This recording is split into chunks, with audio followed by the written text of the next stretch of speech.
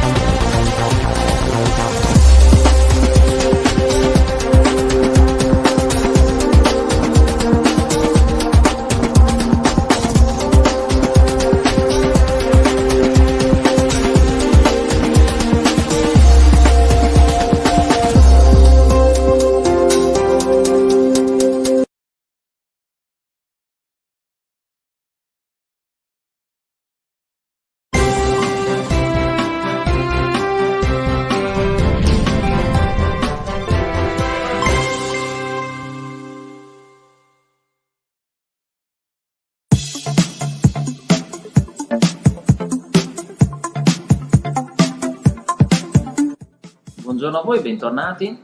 Rispondiamo subito alla terza domanda che ci avete posto. Ci presenti Pulibar Hygienic, la sua efficacia nell'igienizzare le superfici?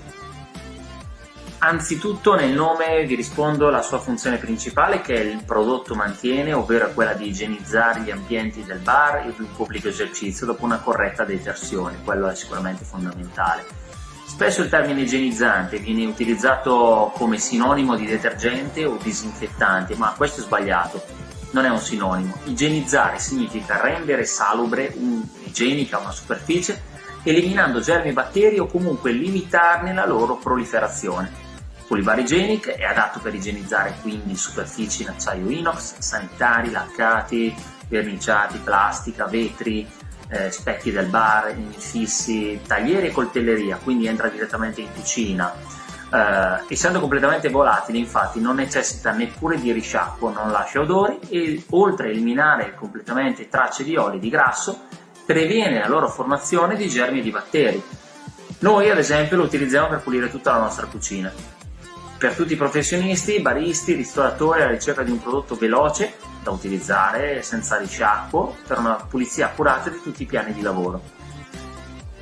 Il prodotto è conforme al sistema che identifica, valuta e controlla i pericoli che sono significativi per la sicurezza alimentare. In altre parole, vedete questo marchio HCP è un sistema che permette di individuare lungo la filiera alimentare uno o più pericoli specifici, di valutarne i rischi associati e di stabilire, nel caso in cui questi siano insostenibili, le misure preventive atte a contenerli in modo efficace e significativo. Aggiungerei anche che Pulibar Hygienic, utilizzato ancora ai giorni nostri, perché vi dico non è cosa facile trovare un igienizzante per le mani, e siccome tra le caratteristiche ha anche quella di essere un igienizzante per le mani, utilizzato così, in questo modo, vi faccio vedere, così, dopo circa 30 secondi, 20-30 secondi si è completamente asciugato, non lascia residui ed è sicuro, è piacevole al tatto sulle mani e può essere portato dove si vuole perché ha una pratica chiusura e quindi non c'è pericolo di sversamento del prodotto da nessuna parte. Io vi ringrazio, spero di essere stato utile come sempre e vi rimando al prossimo video. Ciao, grazie!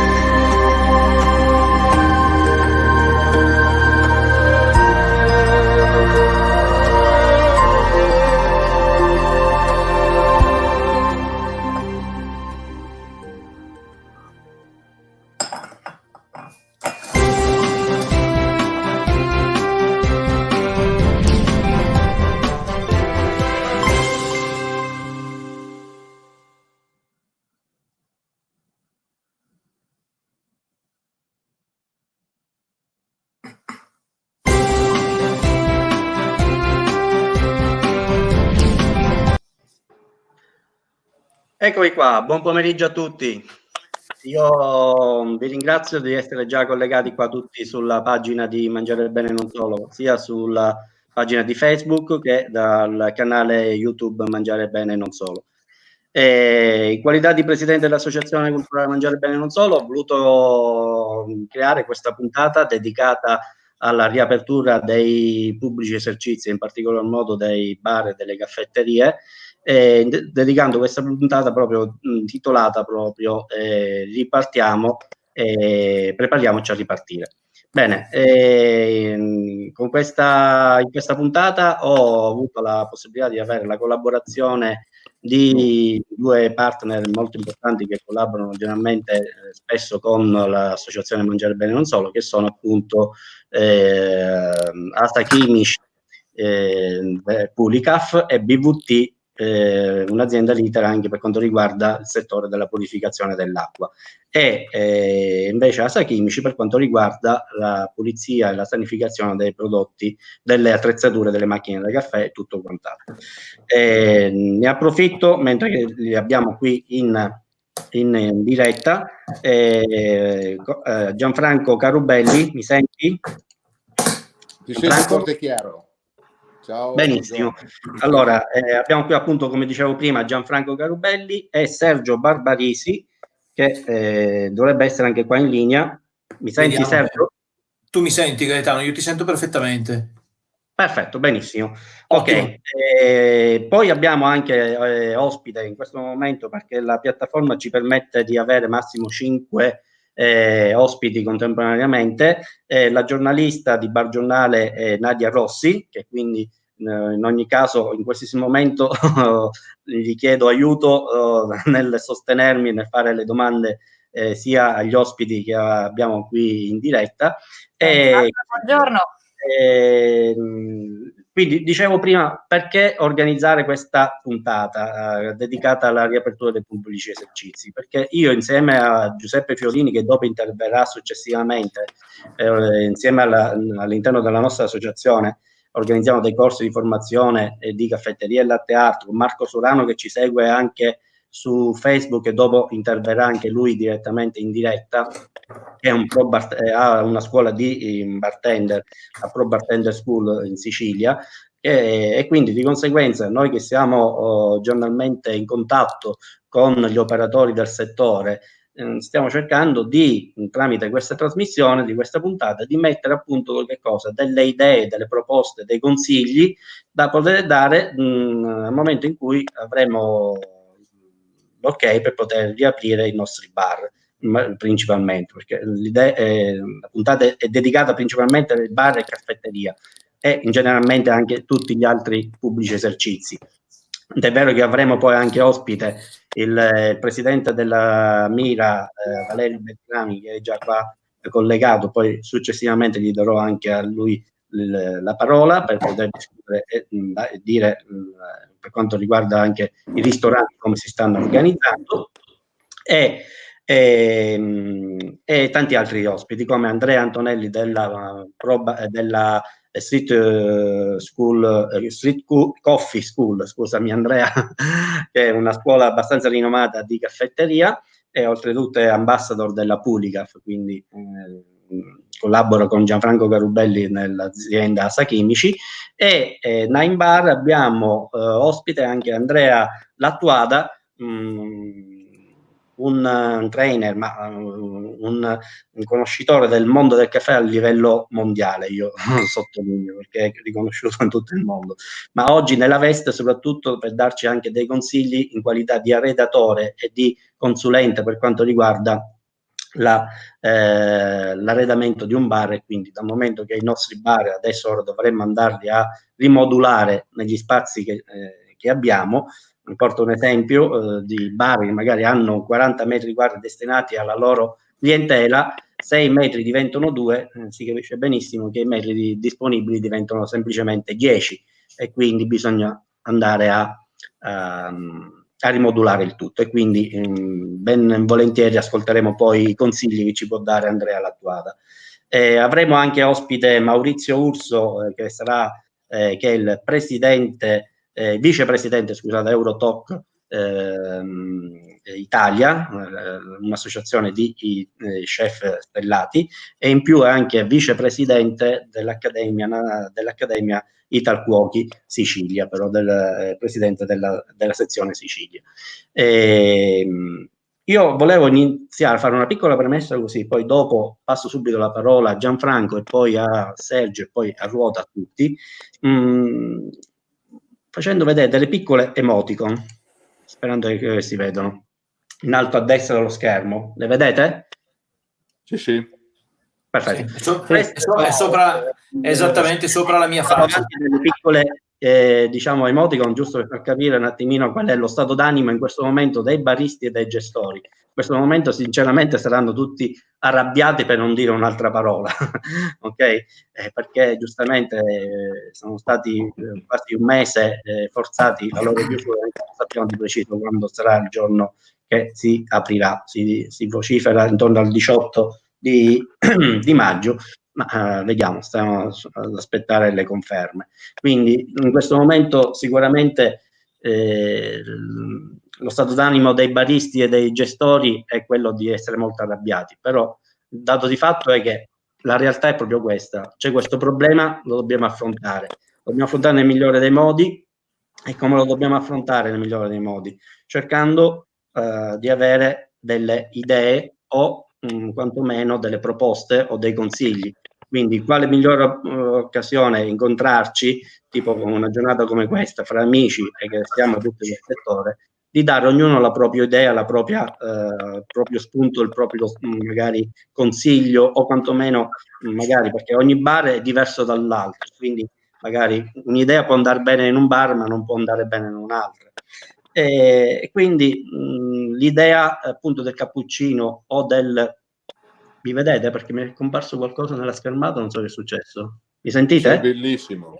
Ah, Sì, perfetto. ho solamente, Gaetano, c'è solo un problema sul mio riquadro che è coperto dall'icona del caffè che hai messo, cioè a me non mi si vede.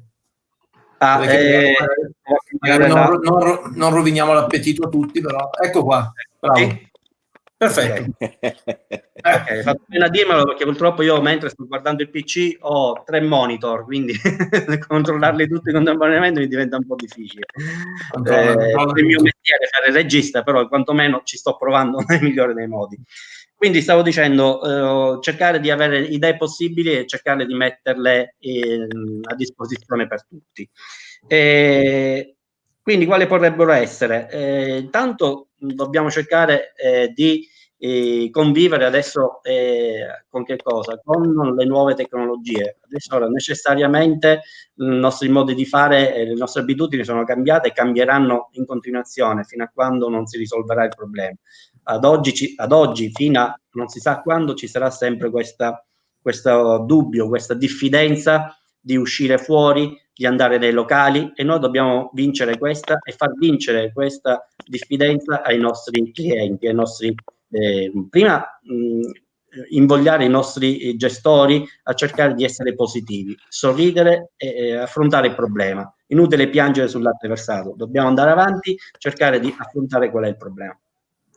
Quindi il fatto della nuova tecnologia e fatto, questo è un altro emoticon col telefonino, una delle tante che si stanno sentendo in giro anche nelle altre puntate che io partecipo a livello nazionale di associazioni di settore, e soprattutto dell'enogastronomia, molti si stanno organizzando proprio nel cercare di invogliare sia il gestore che anche i clienti a usare le nuove tecnologie. Io ho scaricato la settimana scorsa un'applicazione che si chiama Elimina Code. Può sembrare una cosa banale, però se si prende l'abitudine, come già al nord in molti posti già esiste, è molto semplice da utilizzare, addirittura il livello base è gratuito, poi i vari livelli con i vari servizi costa qualcosina, ha un costo mensile, ma irrisorio, ma che può dare i suoi frutti. Ed è quell'applicazione che, portando l'esempio che se un impiegato alle 9 deve iniziare a lavorare, prima di uscire di casa si collega direttamente nella pagina di Facebook o dei social o di WhatsApp del bar direttamente, c'è il suo link oppure il suo codice QR, ci clicca sopra e automaticamente si prenota il suo numero, il suo ticket.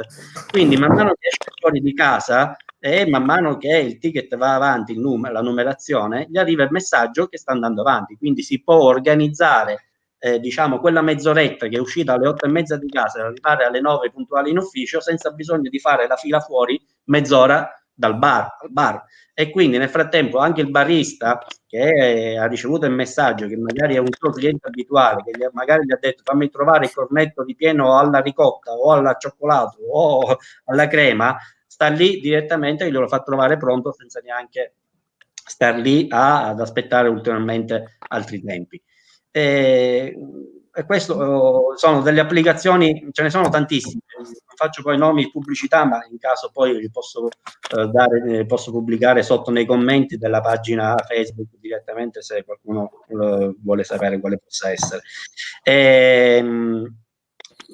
Parlo di altri bar che magari collaboro io spesso nei centri commerciali dove ci sono anche attività commerciali di bar piccoli che non hanno, pur essendo un centro commerciale, aree grandissime, ma che magari proprio quel punto vendita non ha l'area destinata al pubblico, però ha la fortuna, magari questo bar che io conosco, che gli curo un po' la consulenza su alcune cose, ha la fortuna di avere la porta di uscita dove c'è il parcheggio, 5.000 posti auto, quindi vedete che magari se prima magari poteva avere un po' meno di clienti, magari organizzandosi diversamente rispetto a prima può lavorare benissimo magari portando la colazione fuori direttamente dall'interno della macchina, come se fosse un drive-in. Cioè, per dire, ogni piccola idea potrebbe essere utile, magari non tutti sono all'interno di un centro commerciale dove sono 5.000 posti auto, ma magari ci sono altri bar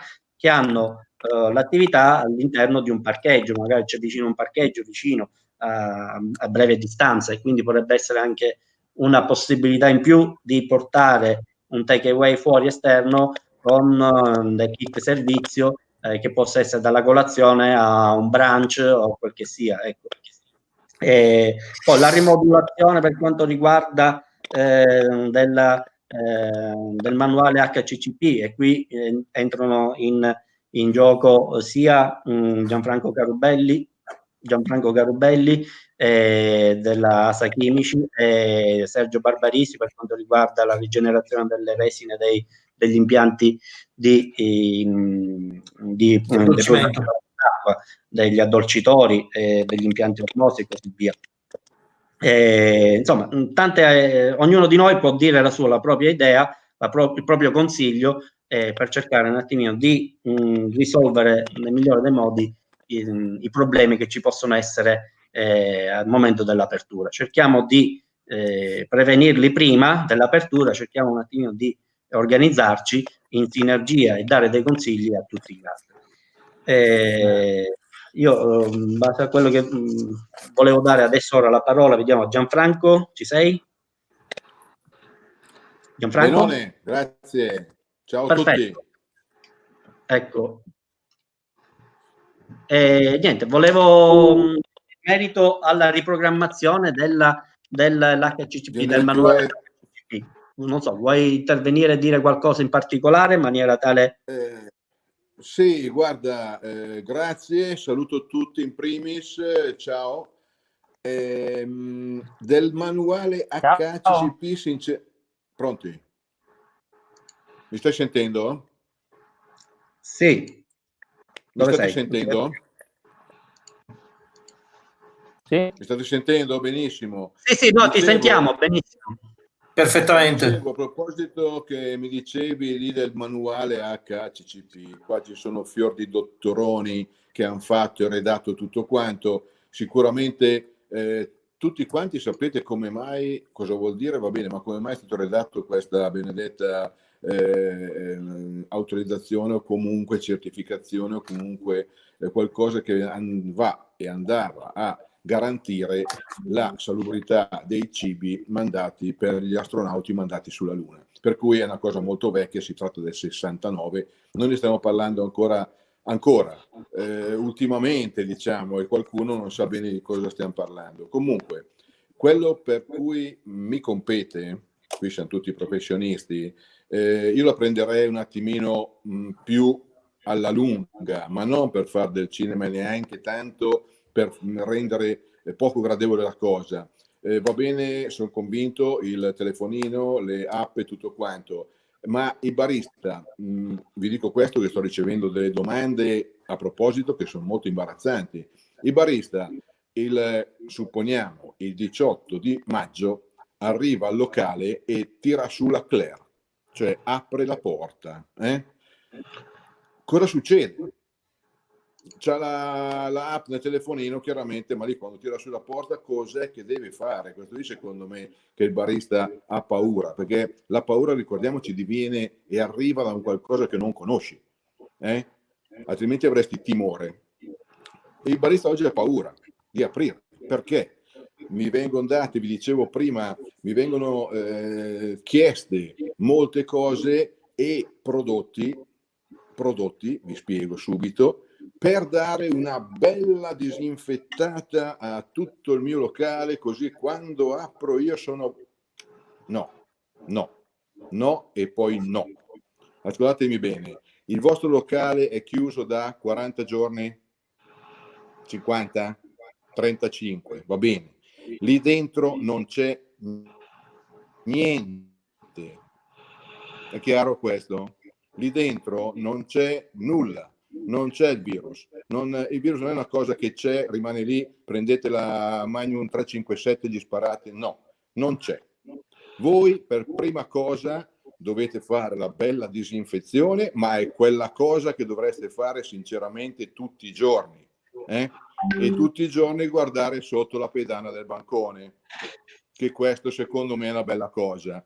Detto questo, poi, cos'è che dovete fare? Di cos'è che dovete preoccuparvi, secondo me e secondo la vostra normale pulizia che avete nel vostro locale? Indubbiamente l'avete lasciato, spero, intonso, cioè l'avete pulito prima di chiudere la serratura.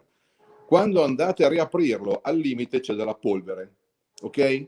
Se voi non vi monitorate, va a finire che potete portare voi stessi qualcosa dentro nel vostro locale. E questo qui è il primo punto. Controllare bene quello che voi portate dentro nel locale nel momento in cui aprite, perché prima non c'è niente. Non perdiamo tempo a pensare di togliere qualcosa che non c'è.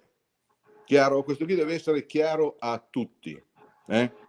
Dopodiché, quando io sono sano, che so che il mio locale è a posto, devo controllare cosa? Il primo cliente che arriva. Devo sapere misurargli la temperatura, devo sapere come servirlo, devo sapere, ma qui vedo degli amici a cui questa domanda può venire, e sono più, si sa andare di più, insomma, ci sanno fare in questo. Per cui dobbiamo stare attenti a dare dei consigli adesso pratici, veloci, saper dire cosa serve effettivamente a un barista quando deve tirar su la Claire. Forse questo termine è un po' particolare, ma comunque si tratta di apertura del proprio. Consigliare di mettere il banchino davanti se al locale piccolo, il banchino davanti a servire quelli in strada. Ma qui sono tutte cose successive. Secondo me quello che dovremmo capire è che, noi sì, io in primis penso di aver detto e di aver fatto passare, cercato di farlo passare negli ultimi 25 anni, è quello che senza una pulizia, senza un'igiene, in qualunque posto io vada a lavorare, dopo faccio fatica, insomma, mi si creano dei problemi. Questo secondo me è la prima cosa a cui un imprenditore, perché il barista è un imprenditore da noi, sicuramente deve accettarsi. Lui, il primo cliente, chiaramente quelli a venire. Di questo deve preoccuparsi, di questo penso che noi possiamo dare qualche consiglio sicuramente. Ripeto e poi chiudo, non andiamo a pensare e a buttare via tempo a fare cose che non dobbiamo fare. Ci sono altri più magari titolati di me che possono dire questo, però io sono certo che dopo 40 giorni in un ambiente il virus, perché di questo stiamo parlando, il virus non c'è. Penso di aver espresso il mio pensiero sulla partenza di questa nostra diretta, per cui Gaetano, fammi sapere, sì. Oppure Nadia, cosa ne pensi a questo punto? Difatti, volevo chiedere a Nadia magari se aveva qualcosa da chiedere a tal proposito. Allora, io il primo passo lo farei prima dell'apertura comunque. Prima dell'apertura dobbiamo essere ben pronti e organizzarci bene. Quindi, prima di tutto, l'online ci sta offrendo di tutto di più, approfittiamone, approfondiamo, andiamo a capire bene cosa significa gestire un locale, cos'è, nel nostro caso, cos'è il caffè, come si serve, come si prepara e così via. Tanti esperti ci stanno poi parlando di quello che potrà essere il futuro, tal che prendiamo il nostro locale, capiamo bene come è fatto e cerchiamo di immaginare passo dopo passo come organizzarlo. Penso che andare lentamente, meditare, guardare, ascoltare, riflettere sia la cosa migliore, perché andare di fretta no. Ma io in questo momento vedo per esempio passare la pubblicità della ditta che fa i separatori, che fa appunto il misuratore della temperatura, i guanti, una storia o un'altra, comincio quantomeno a capire cosa mi potrebbe servire, il budget anche, perché devo farmi un budget, quindi capire cosa mi può servire, quanto mi può costare, a chi mi dovrei rivolgere eventualmente per dei grandi punti di domanda che ho. Gaetano diceva, ho un locale molto piccolo, forse non potrò attirare clienti o se me ne entrano uno alla volta sarò fregato. Però in questo caso abbiamo Andrea, anni fa ci presentò probabilmente quella che oggi può essere una grossa soluzione, ovvero un banco che può andare incontro al cliente. Ricordo bene, Andrea? Non hai inventato una sorta di banco che può andare incontro al cliente? Sì, ma non ho sentito, Nadia, si è interrotta la comunicazione, puoi ripetere? Dicevo, se per esempio ho un locale molto piccolo, quindi mi entrerà un solo cliente o 2 per volta, dovrò essere io ad andare incontro al cliente, ad esempio con dei banchi molto fast and easy da realizzare, da muovere e così via. Se non sbaglio tu avevi messo in piedi qualcosa del genere anni fa, ricordo male? Sì, tanti anni fa avevamo pensato a una postazione mobile. A una postazione mobile, perché non riesumare La un coffee qualcosa del station, genere bravo. e No, ma le metterlo postazioni, in pista? le postazioni mobili ci sono, esistono, sono in produzione, ci mancherebbe. Il problema è forse di carattere sociologico, ovvero l'italiano non è abituato a ordinare, diciamo, fronte vetrina, perché a questo punto si tratterebbe di andare a occupare lo spazio dell'ingresso del locale con questa postazione mobile, dove la gente in maniera educata e ordinata dovrebbe fare la classica coda mantenendo le distanze di sicurezza che non si conoscono ancora oggi, perché effettivamente questa fase 2 tanto sospirata non è ancora venuta fuori a livello di normative. Quindi io che faccio arredi ad oggi non so esattamente come disporre i tavolini e le distanze tra le persone, tra il punto in cui il cliente deve ordinare e il punto nel quale il cliente deve andare a ritirare il suo ordine, e soprattutto se si può entrare e uscire dalla stessa parte, perché comunque se io ho delle persone in coda, è un locale molto piccolo, quello che esce dovrebbe passare vicino necessariamente a quello che entra, no? E quindi ci sono locali che non hanno neanche marciapiede, o una piccola fetta di marciapiede davanti che non è neanche 1 metro, è meno di 1 metro. Quindi i clienti dove devono stare? In mezzo alla strada? Cioè, ci sono ancora tanti punti che non sono chiari. Quindi, logicamente, io da redattore, designer, sto cercando le mie soluzioni, quelle più logiche. Però, fin tanto che non ci sarà una normativa chiara, queste rimangono solo ed esclusivamente delle supposizioni. No? Sì, E poi bisogna incominciare a rieducare il cliente. Cioè, il cliente italiano è un cliente da banco, è il cliente che è abituato a stare ammassato al banco del bar, non gliene frega niente alla fine, non gliene è mai fregato niente dell'igiene. Se ci pensate bene, uno che consuma un espresso spalla a spalla all'altro, alita, scusate il termine, sputa, perché magari mentre parla le goccioline di saliva vanno a finire anche nell'espresso del cliente che ho a fianco. Ma su questa cosa non ci abbiamo mai messo la testa, no? Siamo abituati a fare così, è una nostra caratteristica culturale, è un po' come il runner, no? Ovvero colui che fa jogging, ed è abituato a fare jogging tutta la vita, di punto in bianco ti viene detto: guarda, tu da oggi non corri più, ma devi andare solo con la mountain bike, no? A questo punto, se è uno sportivo e ama veramente quello che fa, opterà per la mountain bike finché non si abituerà ad andare in mountain bike. E alla fine dell'esperienza mountain bike, che spero, riferita a questo lockdown e a questa emergenza, duri ancora pochi mesi, avrà imparato ad andare in mountain bike, ma avrà l'opzione di tornare indietro a fare il runner, no? Però allo stesso tempo ha imparato, quindi lo abbiamo educato ad un tipo di servizio diverso per noi italiani culturalmente, ma all'ordine del giorno in tutti gli altri paesi del mondo. Quindi questa può essere un'occasione per il consumatore italiano finalmente di incominciare a comportarsi in un'altra maniera nei nostri bar. È difficile, è molto difficile. Logicamente sta alla bravura del titolare, del gestore del locale, a educare appunto a queste nuove usanze. Cioè, Andrea, vuoi dire che impariamo a fare la coda? Beh, Sarebbe opportuno. Se le cose stanno così come stanno, noi dobbiamo imparare a fare la coda, ma la coda quella fatta bene, con Certo. gli adesivi calpestabili metro a metro, e dobbiamo rispettare le distanze. Oggi siamo abituati a farle magari al controllo passaporti in aeroporto, perché sappiamo che è una cosa seria, no? Oppure quando siamo in banca o in posta quando aspettiamo il nostro turno. Sì, Sarà il momento di farlo anche per il normale, tra virgolette, bar o pasticceria o quel che è. Sì. Posso dire qualcosa io? Certo.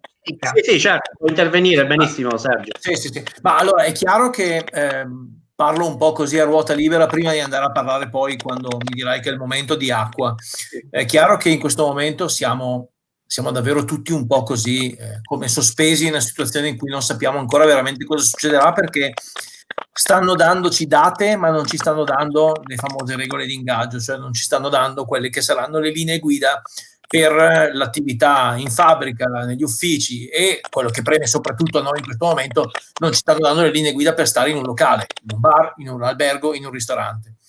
Quando avremo queste linee guida su come ci si comporta, chiaramente i locali dovranno fare i conti con il proprio spazio, aiutati dall'arredatore, cercando di ottimizzare lo spazio, quelli che possono fare qualche cosa.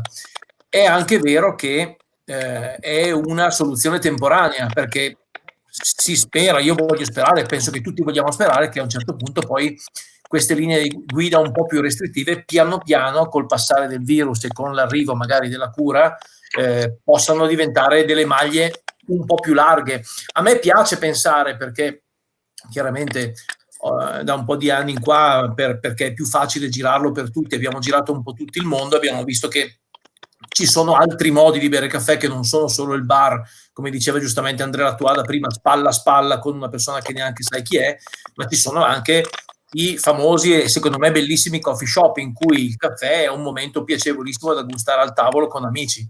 A me piacerebbe che, al di là dell'abitudine di far la coda, ci abituassimo e prendessimo un nuovo modo di bere caffè, magari degustandolo e scegliendolo da una carta di caffè e facendo finalmente il passo finale verso quello che da 15 anni stiamo noi come comunità del caffè speciale stiamo spingendo. Ecco, speriamo, ecco.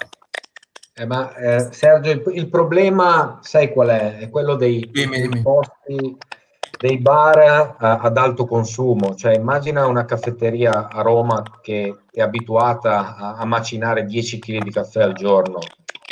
Capisci che la cosa diventa poco gestibile. Infatti queste sono le critiche che stanno muovendo migliaia di baristi, soprattutto gli amici baristi del sud, no? Dove il bar è come entrare in chiesa, ragazzi. Cioè, è un po' sacro alla fine. Noi stiamo togliendo l'abitudine di quello che è sempre stato. Bar altoindenti di quel tipo, ahimè, saranno i più penalizzati, perché quei numeri di solito si fanno anche in ambienti, in metrature che non sono così esagerate, capite? Chi fa 10 kg di caffè in certe realtà lo può fare anche in 40 metri quadri, capite? E se la normativa dirà in 40 metri quadri ci può entrare una persona sola o massimo due, capite che colui che è abituato a fare quei numeri dal 18 di maggio si trova davanti a una realtà che lo disorienta, e non poco. Certo. È bellissimo dire vado al tavolo, mi degusto un caffè di qualità, me lo faccio spiegare, ho la mia brochure esplicativa che mi dice vite, morte, miracoli di quel caffè. Ma un bar di 40 metri quadri, io sto facendo un progetto, se voi volete lo condivido, faccio uno share dello screen, un bar di 38 metri quadri calpestabili per il cliente, quando prima poteva ospitare 20 persone sedute, oggi, se le normative sono quelle che ti vocifera, pare che al massimo all'interno io potrò far star sedute 3 persone. Mamma mia. 3. Sì. Capite? Sì. È questo vero, grosso. vero. Verissimo. Sì, Beh, per chiaro. parlavo di un bar che probabilmente dovrà uscire in questi casi. Perdi quello che è un rito, ma ne puoi acquisire altri. Il takeaway probabilmente diventerà un qualcosa che faremo anche noi. Oppure si parlava prima di il discorso delle file, adesso non ricordo come si chiami l'app. Benissimo, ma io mi posso anche prenotare la mia colazione, passare per l'ora stabilita e ritirare la mia colazione. Non la potrò consumare nel locale. Teniamo conto che quantomeno c'è del tempo.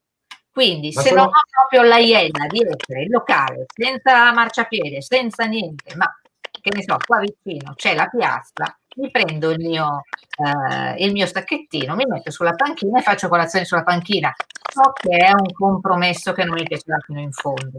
Però... No, ma assolutamente, Nadia, sono modelli di business ormai consolidati nel mondo. Sì, io ad esempio faccio consulente per Luckin Coffee, che è una catena cinese che ha 6.500 punti vendita. Tu non paghi con cash o carta di credito, paghi solo con app e ordini prima e decidi se andarlo a ritirare nel punto vendita oppure fartelo arrivare in ufficio, sotto casa o nella via principale della città mentre passeggi. Si parla di modelli di business, però... No, ma già esistono anche in Italia. Mi sembra che siamo un attimino avanti. Entrare nella mentalità e attivarli questi sistemi. Certo. Esistono il problema o non il problema, il vantaggio che abbiamo noi rispetto al mondo, io penso che sia quello che noi abbiamo il locale, gli altri hanno tanti locali per il takeaway. Noi andiamo a berci l'espresso al bar per l'espresso, ma ci credete ancora? Non è vero, se no non berremmo tutta quella, io dico, difformità, diciamo così, di gusti che posso capire. Io vado al bar per trovare l'amico, vado al bar per fare 2 parole col barista, vado al bar perché ho la compagnia, sì. Vado al bar perché per 1000 cavoli miei, ma l'ultima roba è il caffè. Credete? No, è abbastanza tranchant questa cosa, però guarda... Che la FIPE nel 2012, ascolta Andrea, lo sai anche te, ha fatto un'inchiesta, eravamo a Rimini, del perché io entro in quel locale, ok? Perché? E c'erano 50 domandine, ok? E poi tutte le risposte, 50 risposte. Ma sapete che alla 49esimo posto c'era entro in quel locale perché fuori c'è scritto, non faccio il nome, c'è l'insegna. Sì. All'ultimo posto c'era, ma adesso andrò anche a cercarlo, entro in quel locale perché c'ha quel tipo di macchina per fare l'espresso. Sì, però io penso anche che questa occasione non è... Noi siamo tutti esperti, tra virgolette, del mondo caffè, però qua siamo davanti a una realtà che è il bar, ragazzi. Cioè, è logico, non dobbiamo soffermarci solo sul prodotto articolo caffè. Dobbiamo pensare al bar. Infatti, Andrea, giusto per far capire anche che leggiamo anche i commenti, c'è il nostro comune amico Giovanni Roitero che dice spesso al cliente non interessa nemmeno il prodotto, il bar nasce come luogo di aggregazione, di contatto, di vicinanza e di discussione con le probabili nuove normative, viene a cadere proprio il movente che spingeva il cliente ad andare al bar. Che è un po' di socialità anche, quindi la socialità è fondamentale, è legata all'espresso, soprattutto da noi in Italia. Non dobbiamo far finta che non sia vero, ecco, noi il mondo del bar l'abbiamo sempre vissuto come punto d'aggregazione.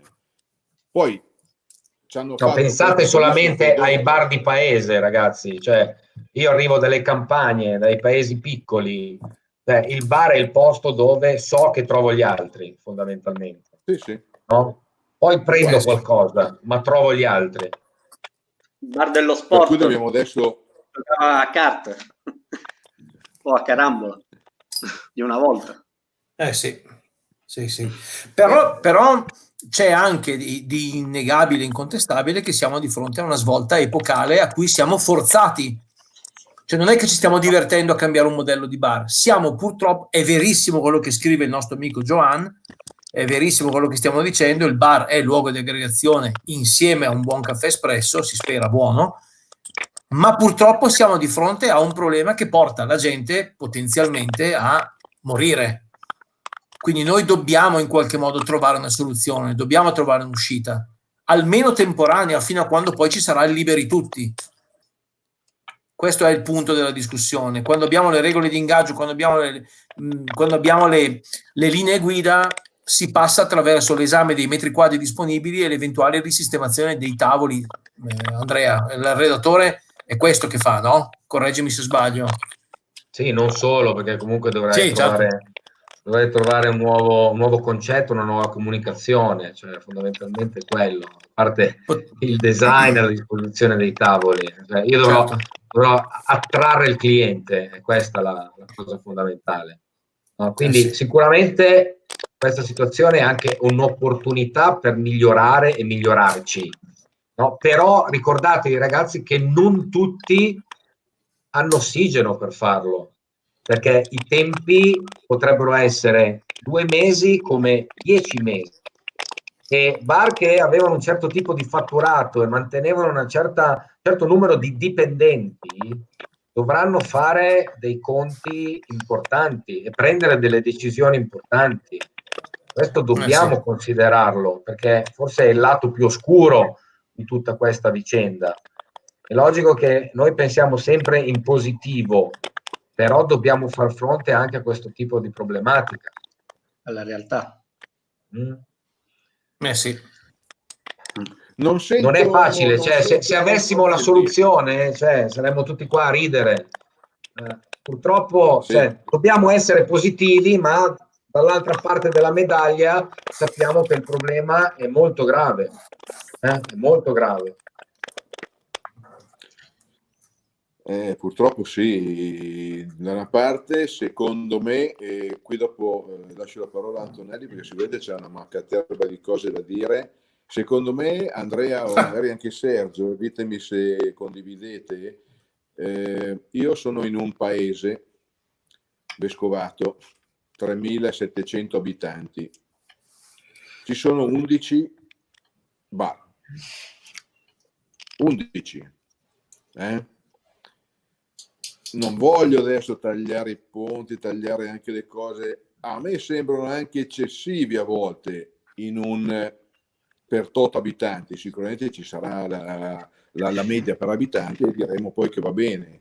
Però vi dico, adesso, mentre prima si poteva entrare da una parte all'altra molto comodamente e con nonchalance, su questa da ora in avanti ci sarà molta più selezione dei locali. Molta più selezione, per cui il locale e chi conduce il locale dovrà stare molto più attento, saranno additati adesso, lì e là no, per cui io penso che da una parte la positività di questa cosa secondo me sta nel fatto che chi sa fare il suo lavoro, non chi sa fare, chi ha anche la fortuna, perché a volte ragazzi diciamocelo, arriva anche dalle botte di fortuna, diciamo, ecco, certe situazioni, per cui chi ha il locale oggi ha sicuramente, chi potrà aprire avrà sicuramente una marcia in più per questo, ma dovrà adeguarsi molto più di prima. Per assurdo, tutto quello compete. Per assurdo, forse è più facile aprire ex novo, un nuovo concetto, il 18 maggio, piuttosto che reinventarsi e riadattarsi.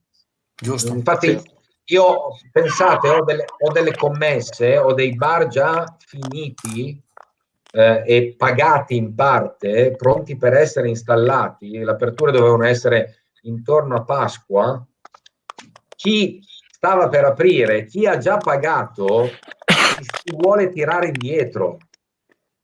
Ci sono anche questi casi, dire ma perché devo aprire? No? sono un matto scatenato se apro, faccio harakiri da solo. E invece gli dico no, Sì. perché? Perché tu sarai il punto di riferimento del nuovo modo di comprendere e considerare il bar. Sarai Sei sparito, il primo Andrea. che va in quella direzione. Sono sparito io. Capite?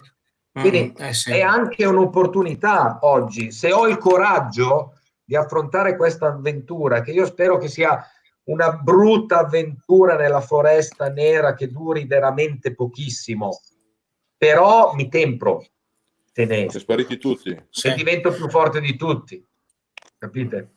Sì. Certo, Gaetano, Andrea, ho capito il Gaetano, concetto.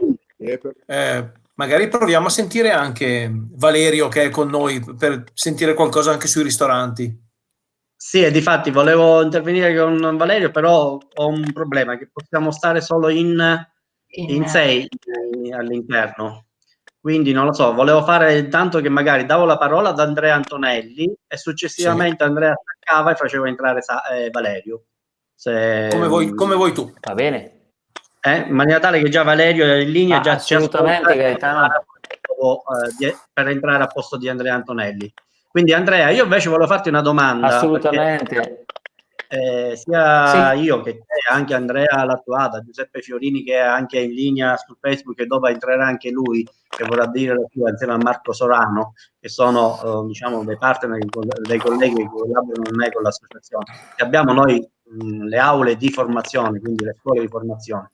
Quindi il problema non è sia dei pubblici esercizi, dei bar, dei ristoranti e via dicendo, ma è anche un problema nostro, perché andare a fare adesso ora formazione di caffetteria, latte art, io che invece faccio anche una serie di corsi di formazione di pasticceria, di cookie show e di fruit carding e così via, dove la manualità e il contatto fisico, diciamo, ci vuole in un laboratorio di cucina o di caffetteria, diventa un bel problema ora prossimamente.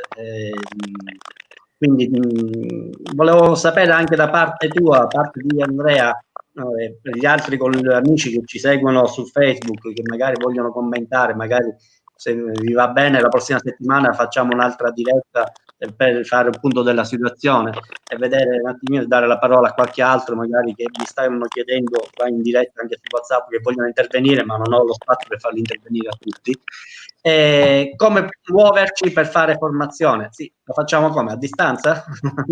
Sì, può anche darsi che magari possiamo fare delle temi, anche noi bene, non abbiamo ancora intrapreso la formazione online per quanto riguarda questo periodo, anche se ci siamo occupati di fare dei video che state seguendo e seguiranno altri sulle piattaforme, dunque social.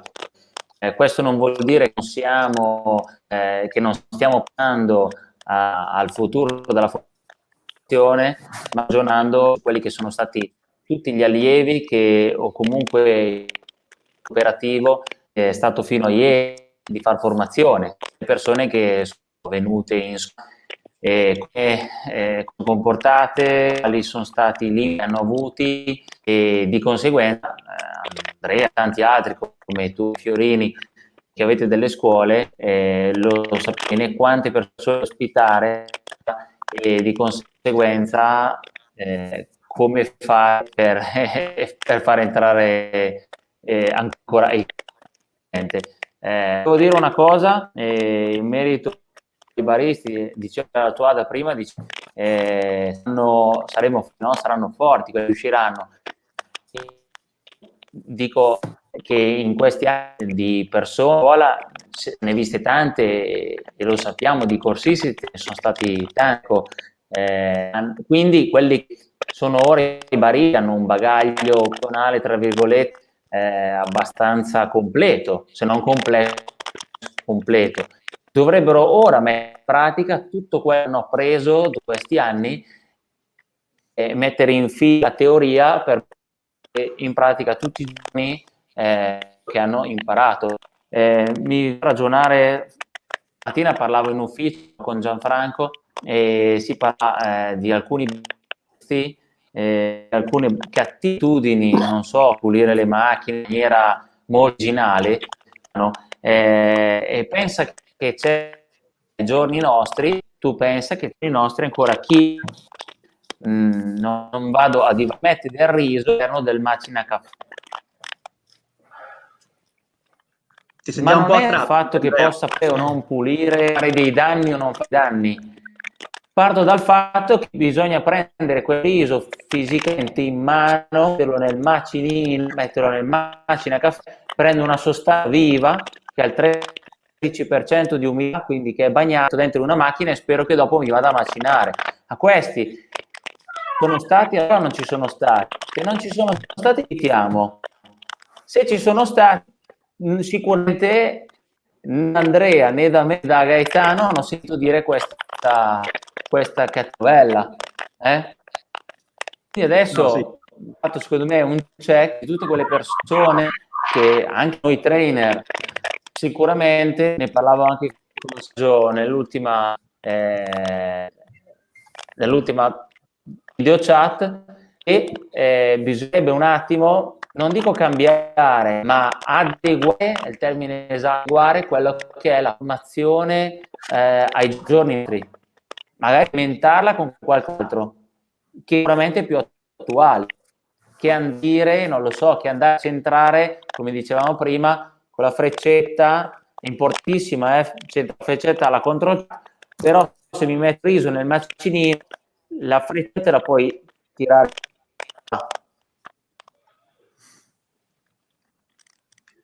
Non ti sentiamo troppo, Andrea. Andrea? Dimmi? Ti senti ancora? Sì. Dimmi. No, perché sì, dimmi. Si sentiva un po' a tratti, quindi per questo dicevo. Va bene, io allora arrivato a questo punto, puoi intervenire e dire qualcos'altro in merito, non so, ai prodotti da utilizzare per quanto riguarda, da inserire magari nel manuale, guardare qualche pillola in più, oppure li indirizziamo direttamente nei prossimi Guarda Gaetano, ti dico subito, quello che abbiamo utilizzato al 10 di febbraio va benissimo, bisogna utilizzarlo, abituarsi come ci siamo abituati lavandoci le mani, come ci siamo abituati lavandoci il viso, come ci siamo abituati, bisognerebbe soltanto abituarsi delle buone prassi. Perfetto. Questo significa che il prodotto, qualsiasi prenderemo in mano una volta più. Te Andrea, la tua ADA invece che consigli o come pensi di operare nella tua scuola per fare formazione? Dal momento che al momento dobbiamo attenerci alle distanze, adesso dobbiamo vedere come poter fare lezione, perché anche io, nel nostro caso, parlo anche del mio caso, proprio del mio lavoro principale, che è quello di insegnante a scuola. Io insegno all'istituto alberghiero, a breve ci sarà un nuovo decreto che darà l'inizio dell'anno scolastico a settembre, si pensa addirittura classi da 25 divise già a 12 alunni. A 12 alunni significa che moltiplicano per 2 le cattedre, quindi è impossibile, è un costo troppo oneroso per lo Stato. Allora stanno pensando di fare doppi turni in maniera tale che la classe da 25, 12 vengono presenti, quindi 12 alunni in una classe distanziata ci possono stare, 12 rimangono a casa. E rimangono a fare la lezione a settimane alterne con la lezione a distanza, con la didattica a distanza. Ma voi immaginate i disagi ci possono continuare ancora a esserci da settembre in avanti se funziona una cosa del genere per le famiglie che non possono mandare a scuola, devono lasciare è un problema della scuola questo qui, dai. Sì, no, lo so, è un problema della scuola, ma io parlo per la didattica, per la formazione. Tu ti immagini quanta gente non può entrare nel bar? Siamo sempre sì, no, lo so, benissimo, infatti. Però sia nei bar che anche per le scuole di formazione, quindi mi ero agganciato per dire proprio questo, diciamo, come poterci organizzare a fare formazione ancora. Il sovraffollamento è un denominatore comune, mi sembra di capire, no? Sovraffollamento di tutto, anche perché più ci allontaniamo e più occupiamo suolo. Questo è una cosa normalissima. Sicuramente io sono positivo per il fatto che dalle conoscenze chiaramente che abbiamo fino ad ora, attenzione, qui si sta facendo adesso un cancan di un virus che è tipo un'influenza che però ti uccide. Per cui, ma perché questo? Perché non abbiamo ancora l'antivirale. Io spero vivamente che con gli studi mondiali che stiamo facendo arrivi questa iniezione. Io non sono un Novax, anzi è 45 anni che faccio l'iniezione dell'influenza, per l'influenza, e per cui mi farò anche questa sicuramente, anche perché io sono, parole povere, sono un po' contadino, anch'io vivo, Andrea, l'attuale in un paesino piccolo, campagna, e io so che da queste parti qua 100 anni fa morivano a 35 anni, per cui adesso siamo arrivati a 87, insomma ci sarà qualcosa di diverso da qualche parte. Questo per dire che sono positivissimo sul fatto che ci sarà una ripresa. Io stesso dicevo, con la mia azienda tengo il motore acceso, sapete noi chimici abbiamo Ateco 20, per cui sempre aperti, anche se aperti da una parte è chiuso, per cui ho avuto un implemento di roba del magazzino tremenda, come tutti penso. Il fatto è che pian piano si ritornerà alla normalità, ma anch'io volevo star lì, motore acceso, piede sulla frizione, metaforicamente pronto a sfrizionare appena mollavano qualcosa. Invece la verità che dobbiamo raccontarci, ma non questo per buttare giù tutti, è che dobbiamo partire in prima, metterla a seconda dopo un po' di tempo. Il locale si riempirà pian piano. I primi giorni sono in prima, dovrò avere dentro 4 persone, dopo un mese metto la seconda, insomma dovremmo agire in questo qui, e quello che diceva il attuale Andrea, diceva appunto dobbiamo adeguarci a queste situazioni, anche perché è una bella frase, ma nulla sarà più come prima. Dobbiamo renderci conto di questo, in tutte le cose. E prima facciamo a distanziarci un po', e prima riusciremo a cavarcela. Nel nostro locale, tornando a bomba ai nostri 40 metri quadri, vedo Andrea, noi dovremmo starci attenti e gestirceli bene. Qualcuno ne ha appena 12 metri quadri, tu lo sai benissimo. Questo qua metterà il banchetto fuori sul marciapiede, sulla porta d'entrata, e servirà il caffè attraverso la porta d'entrata. Un amico di Amsterdam, un italiano, Daniele Palma, lo conoscete? Lui sì. ha proprio optato per questa soluzione, ovvero ha messo la vetrina food all'ingresso, sbarrando l'ingresso, prende gli ordini e distribuisce direttamente dall'ingresso. È una cosa bellissima. Andate sulla sua pagina Facebook, lo vedete.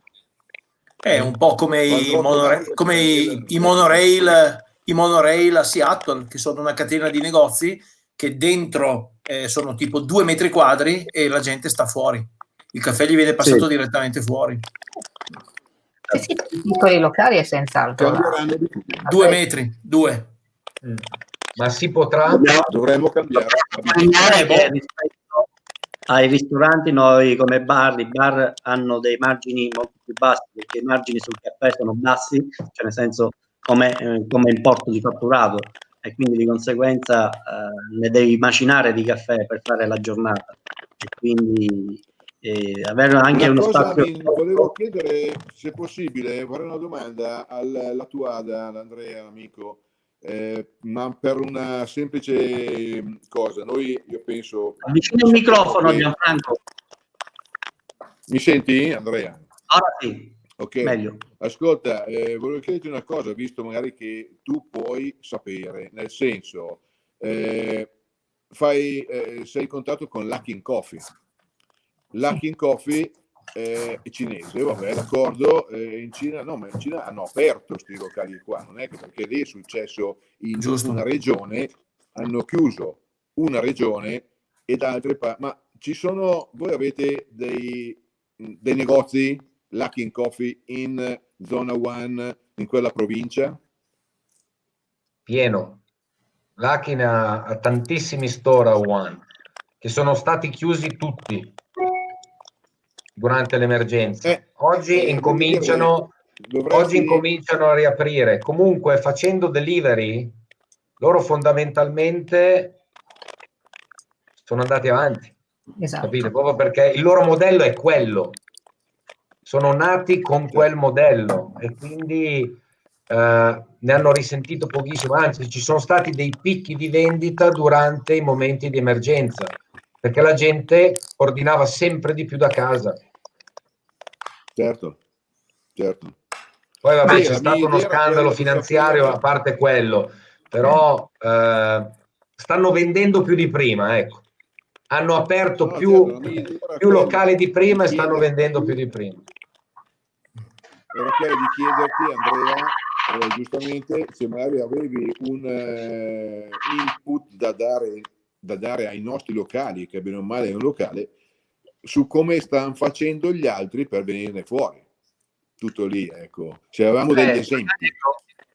Volevo sentire anche per quanto riguarda, abbiamo Valerio Beltrami, il presidente della Mira, che nella ristorazione, bene o male, è un settore diverso, però bene o male anche loro so che stanno agendo in maniera diversa nella rimodulazione dei menù, il fatto di utilizzare poi direttamente un menu digitale non più cartaceo per evitare il contatto con, diciamo, con materiale che può essere magari contaminato e così via dicendo.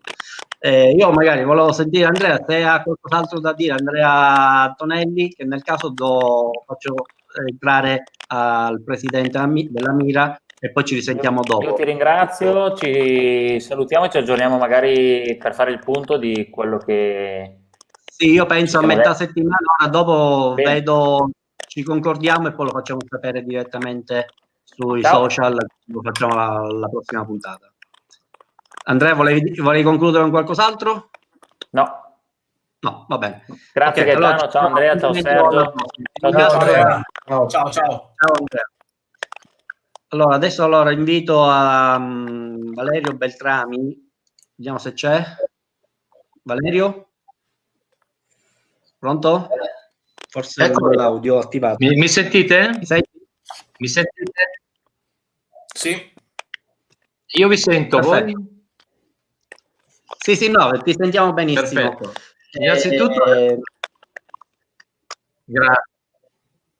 Innanzitutto grazie, ho ascoltato con molto interesse quello che si nota. Volevamo sapere nel mondo della ristorazione. Posso parlare? Sì, pronti. Valerio? Mi sentite bene? Sì. Sì, mi ascoltate?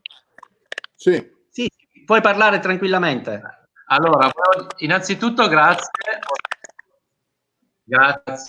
Ho ascoltato con molto interesse quello che sino adesso avete trattato, anche se sono diversi i problemi, ma in tutto il nostro settore, con il nostro settore intendo alberghi, hotel, bar, ristoranti, caffetterie, sono paralleli. Anche noi ci troviamo in questo momento a combattere con questo, come lo chiamano tanti, bastardo, e sicuramente dovremo cambiare il nostro modo di lavorare. Poi hai già accennato qualcosa dicendo che il menù chiaramente non potremo più andare con delle carte che tutti manipolano, eccetera, con qualcosa di diverso. E quindi i problemi saranno tantissimi, però le domande che noi ci stiamo facendo in questo momento è come potremo e come dovremo riaprire. Sicuramente noi non siamo come tanti che possono lavorare da casa sul web. Noi dobbiamo lavorare col cliente. Il cliente è lo scopo del nostro lavoro e quindi dobbiamo averlo sempre davanti. E qua sorgono tantissimi problemi. Innanzitutto, come dovremo impostare i ristoranti? Sicuramente dovremo almeno o perlomeno lavorare col 50% dei tavoli. Le distanze.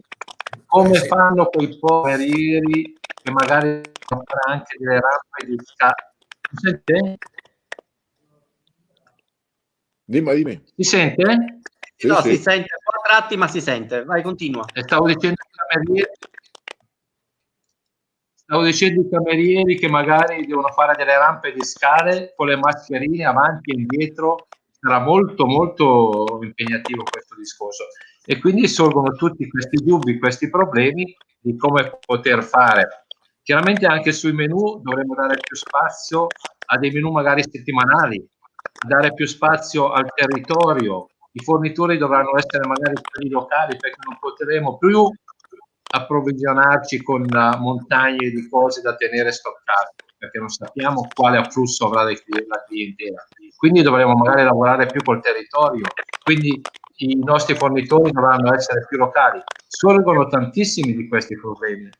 È chiaro che parallelamente io penso anche al locale che ha una base al suo lavoro sugli aperitivi.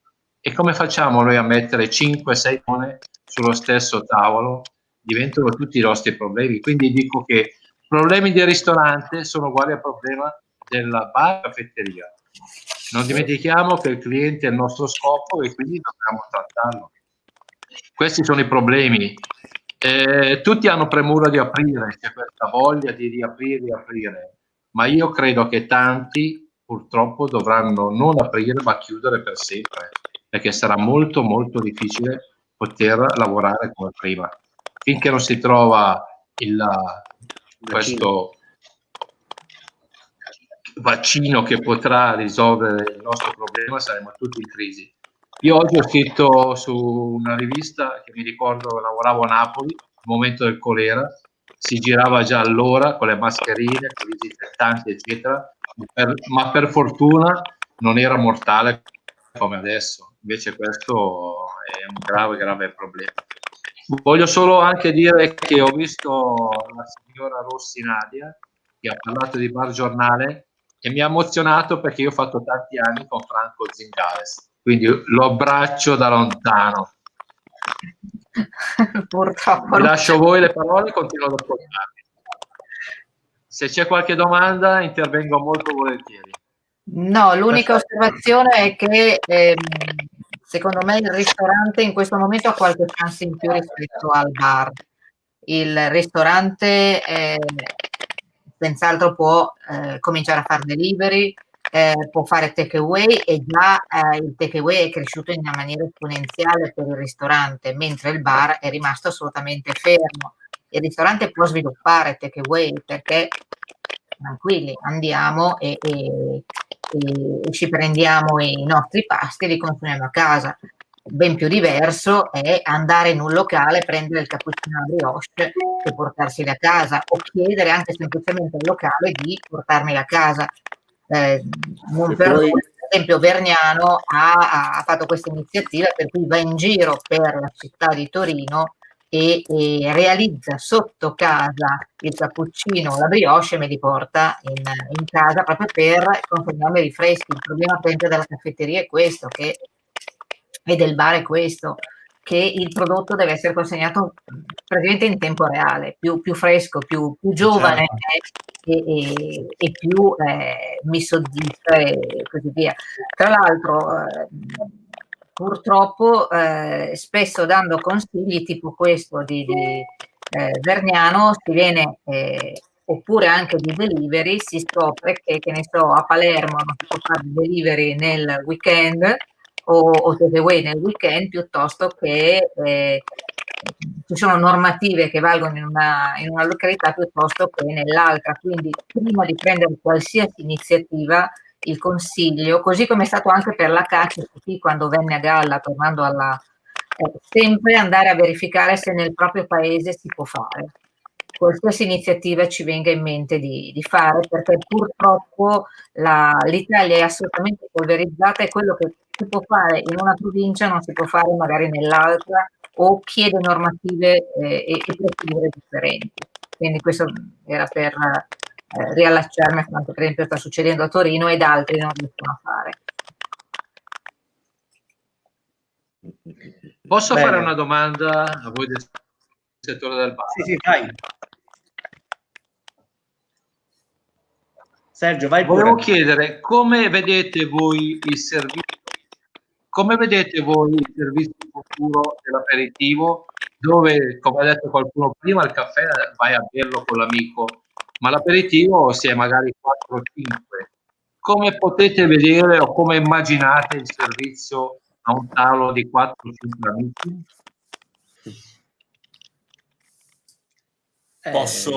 Posso dire la mia? Sì. Io quando sono Sergio Barbarisi, quando io sento parlare di aperitivo, io istantaneamente collego al concetto di fine degli aperitivoni, apericene e neologismi vari che sono nati in questi anni, cioè ammucchiate di persone di fronte al banco del bar con decine e decine di ciotole contenenti cibo dove tutti mettevano le mani, e possibilmente anche cercando i ragazzi, soprattutto quelli giovani, posti dove fare l'aperitivo a basso prezzo. Per me una cosa del genere era una barbarie prima e dovrebbe esserlo ancora di più adesso. Io vedo l'aperitivo come che dovrebbe ritornare a essere una cosa veramente di alta qualità, fatta al tavolo, servita al tavolo. Il numero di persone che potranno stare al tavolo ce lo diranno le linee guida, ma probabilmente con cibo cucinato e portato, quindi tartine, qualcosa di specifico fatto in misura tale da soddisfare gli occupanti del tavolo e niente di più. Non quindi abbuffate, poca roba molto buona e che abbia il corretto prezzo, perché non dimentichiamoci mai che il convitato di pietra di questa discussione è il prezzo. Il prezzo è forse l'elemento più importante nel sostentamento dei locali del futuro. Prezzo del caffè, prezzo degli aperitivi, prezzo di tutto quello che viene servito al bar. Bene, sì. Sergio, bene, ma io posso fare una domanda invece, magari qualcuno sa rispondermi? Allora, è chiaro che ci sarà il distanziamento tra persone, non mi piace chiamarlo sociale. Io decido di andare a fare l'aperitivo con mia moglie e i miei 2 figli. Bene. Devo mantenere queste distanze? Cioè, sarei un ipocrita, cioè, nel senso, viviamo nella stessa casa, facciamo le stesse cose, condividiamo gli stessi spazi, li abbiamo condivisi per 60 giorni, mi sembrerebbe alquanto paradossale, no? Uscire e mantenere le distanze. Quindi magari si può... Scusa Sergio? No, certo che ho capito dove vuoi arrivare e credo proprio che arriveremo cioè che se tu dici che sei il padre di famiglia del nucleo familiare che è presente al ristorante, ti siedi in 4 senza distanza.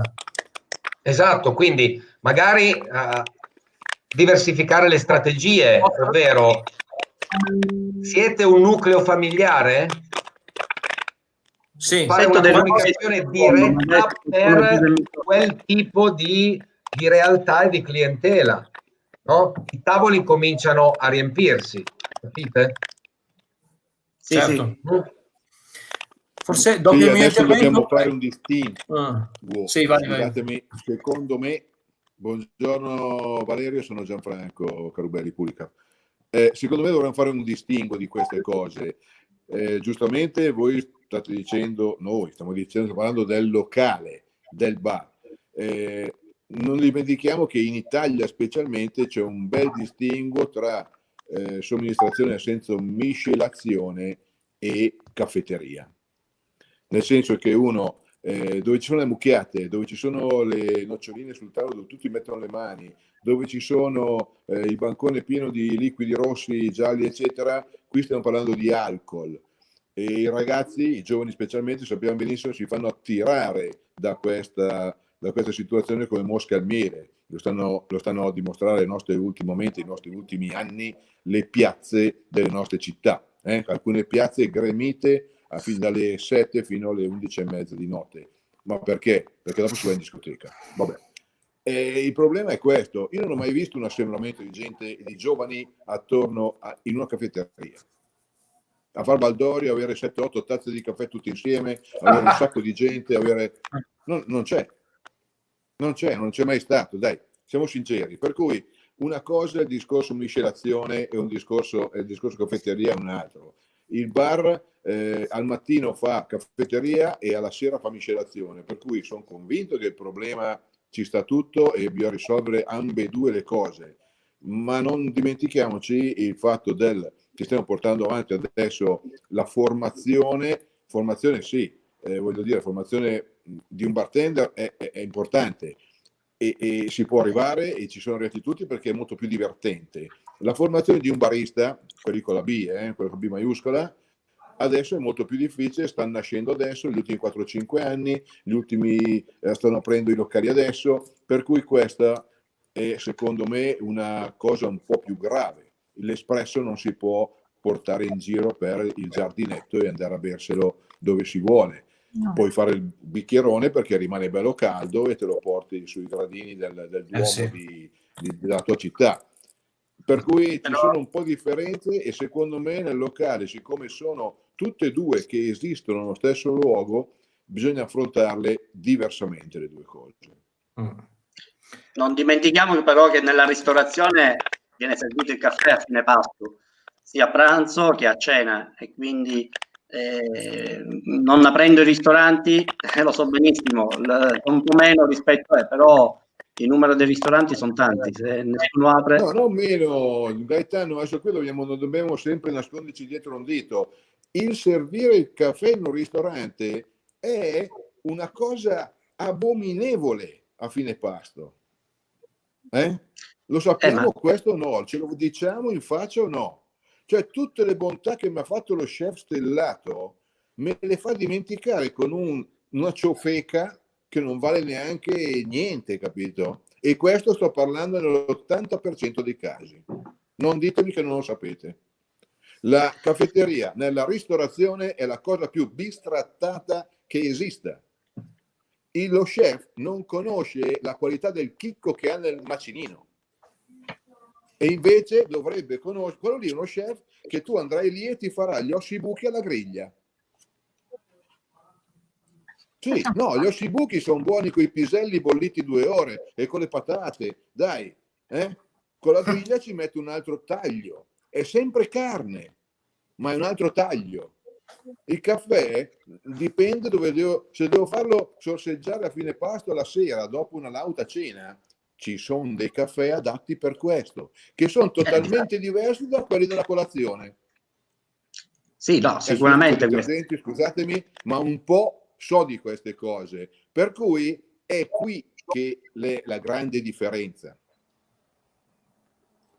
Tu dici che chi non si è ancora approcciato al mondo del caffè di qualità potrebbe essere un'occasione ad hoc per incominciare a migliorare anche quel segmento di tutte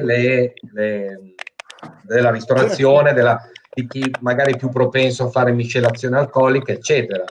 No? Quindi quello che perderò da una parte magari lo vado a guadagnare, non esattamente sicuramente, posso separarlo, però vado a migliorare un altro servizio che invece tutti quanti usano. Devo cercare sempre un'opportunità. Ricordiamoci, la crisi è foriera di opportunità, basta coglierle. Non dobbiamo Gianfranco e Sergio Barbarizzi, solo un attimo. Volevo ricordarvi che nel 2015, in occasione del coffee show che avevamo organizzato qua a Siracusa, che adesso entrerà anche Maurizio Urso, lo chef che all'epoca lavorava in un grande hotel a Siracusa, un 5 stelle, e in quell'occasione avevamo fatto tutta una serie di menù, tutta a base con l'ingrediente caffè, e dopo a fine cena c'era il cold brew fatto con una nota azienda del nord che è un micro torrefattore che ci aveva fornito una monorigine arabica, dove aveva curato la preparazione del cold brew, e addirittura aveva fatto un risotto utilizzando il caffè fatto con il cold brew in quell'occasione, nel 2015. E quindi il fatto di finire poi un pasto con un caffè di monorigine era troppo presto.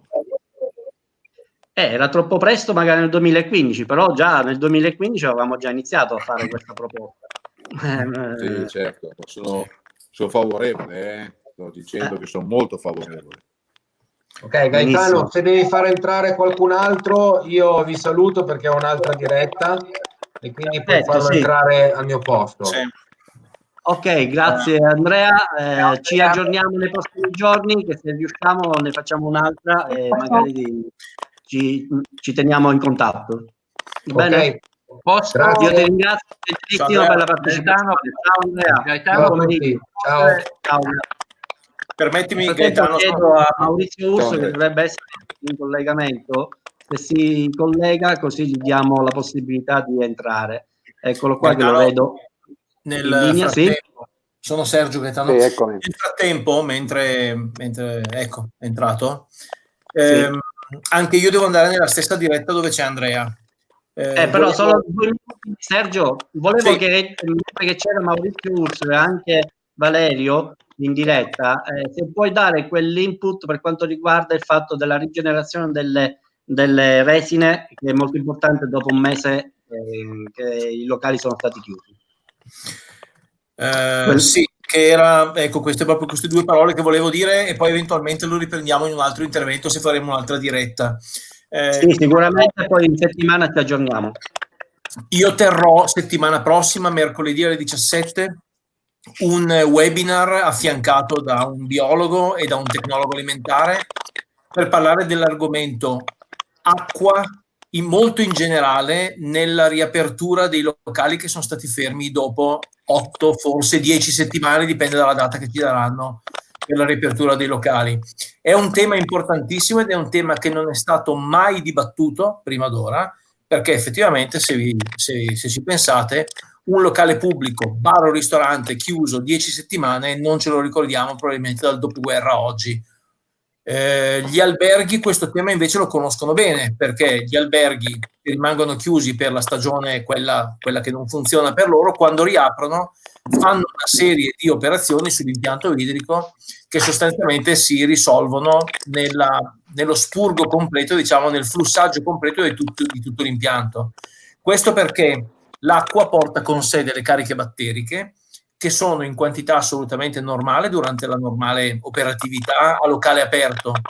Quando l'acqua stagna nelle tubazioni, oltre ad essere il solvente più potente che abbiamo in natura, quindi attaccare un pochino i metalli, quindi potrebbe essere che a contatto con tubazioni in ferro zincato l'acqua diventi rossa, color della ruggine, c'è anche il problema dei batteri.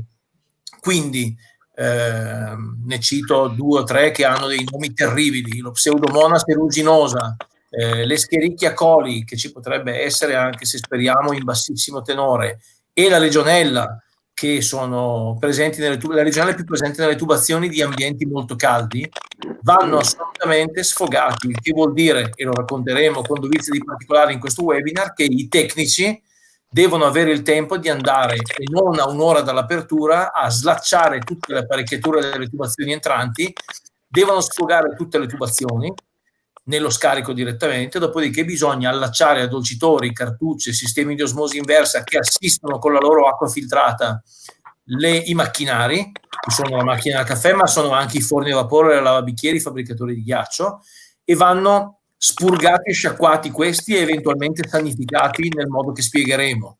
E solo in ultima analisi vanno riaperte o riattivate le apparecchiature dopo averle svuotate di acqua. Quindi non pensiamo di tirare su la saracinesca, come diceva Gianfranco prima, accendere la macchina da caffè e ripartire. La macchina da caffè in ultima analisi va svuotata, perché non vogliamo fare caffè con un'acqua che sa di rame, di metallo o di guarnizioni, che ha preso i sapori dopo 10 settimane che è stata ferma. Questo è un po' il succo dell'intervento che faremo settimana prossima. Perfetto. Puoi sottolineare il fatto anche della lavastoviglie dei vapori, il momento in cui cosa succede? Perché l'avevi detto l'altro giorno, magari non c'è. Si parlava tra te e me in particolar modo della Legionella. La Legionella negli alberghi che non sono stati sfogati correttamente, da dove la prendi? La prendi dalla doccia generalmente. Quando si fa la doccia a alta temperatura, mentre facciamo la doccia c'è anche del vapore. La Legionella la si può bere senza problemi, la si può ingerire senza problemi, non la si può respirare, e la si respira solo attraverso il vapore. Quindi dobbiamo sfogare correttamente tutte le tubazioni per fare in modo di non aprire il rubinetto al banco del bar, nel lavabo, e aspirare l'aria calda che magari sale dal rubinetto, così come di non respirare la zaffata di vapore calda che si ha quando si apre la lavastoviglie dopo il ciclo di lavaggio, perché la Legionella si cela lì dentro. Benissimo, quindi questi consigli da riportare un po' a tutti, sia dal mondo della ristorazione che della caffetteria, dei pubblici esercizi in particolare, alberghi e ristoranti. Va bene. Grazie Gianfranco, grazie a tutti. Va bene, Sergio, ci aggiorniamo, ti ringrazio della partecipazione. Come? Gaetano, ne approfitto anch'io perché a 5:30 c'è un impegno e ti ringrazio di tutto quanto. Ok, va bene, adesso sto invitando poi a Giuseppe Fiorini e a Marco Sorano e poi tiriamo la conclusione e chiudiamo, ci diamo appuntamento magari la prossima settimana, a metà settimana concordiamo la giornata per fare il punto della situazione. Ciao a tutti. Va bene? Ciao. Benissimo. Ciao. Ciao, grazie. Ciao. Bene, vediamo se adesso è stato Giuseppe Fiorini, così lo invitiamo. Nel frattempo magari facciamo un punto della situazione, ma mi dai una mano Nadia? Stavo dicendo una cosa di cui bisogna assolutamente parlare è, dopo aver parlato della rigenerazione delle resine, benissimo, ma la macchina ha senz'altro bisogno di un ciclo di pulizia molto, molto attento, la macchina espresso e il macina caffè. Quindi spero che ci sia ancora Andrea Antonelli poi per raccontarci come si fa tutto questo, perché davvero rischiamo di tirar su la mitica saracinesca e trovarci poi la macchina che non funziona. E comunque perché una cosa di cui non abbiamo parlato stranamente fino ad ora è l'igiene, o comunque l'abbiamo semplicemente accennata, mentre in tutte le ricerche, in tutti gli incontri che si fanno, l'igiene è sempre al primo posto, cioè la prima cosa a cui si guarderà, a cui si dovrà guardare da parte dell'operatore e a cui guarderà anche il cliente sarà proprio igiene che è pulizia, igiene che è ordine, igiene che è cura anche della postazione in un certo modo. Se vado da Giuseppe, ciao Giuseppe, ben arrivato. Se vado è arrivato adesso Giuseppe e anche Marco Turano, adesso li presentiamo, sì. Vedo dicevamo prima all'inizio, scusami, per questi particolari che è molto grande. Magari ce la facciamo anche raccontare da Giuseppe in realtà cosa significa tenere a posto una postazione, perché poi sono anche questi sembrano piccoli particolari ma che fanno poi in realtà la differenza e fanno sì che io cliente dica aspetta, vado da lui perché mi dà sicurezza, perché in questo momento io ho bisogno anche di essere rassicurato, di non entrare in un ambiente che mi trasmette chissà che cosa. Quindi personale è vero, tutto curato, ma se poi ho una macchina con la lancia sporca, con un piano pauroso, con tutto il macinato attorno al macina caffè, forse è il caso che in quel locale non rientri più, perché mi trasmette sporcizio, comunque scarsa attenzione nei confronti dell'igiene. Dimmi Giuseppe se sbaglio. Sì, intanto saluto tutti. Sicuramente hai detto una cosa giustissima. Oggi più che mai giocherà un ruolo importante l'igiene del proprio locale. La sanificazione delle attrezzature gioca un ruolo fondamentale, perché oggi più che mai il cliente sarà molto molto attento. Quindi è importante sanificare e pulire la propria postazione di lavoro con dei detergenti idonei, soprattutto anche perché dall'altra parte il cliente, tengo a precisare, è sempre più attento. Sarà meno distratto dal telefonino, dai social, come spesso capita, ma oggi sfrutterà al massimo quell'opportunità di poter bere soprattutto un buon espresso, ma accompagnato da un altissimo igiene.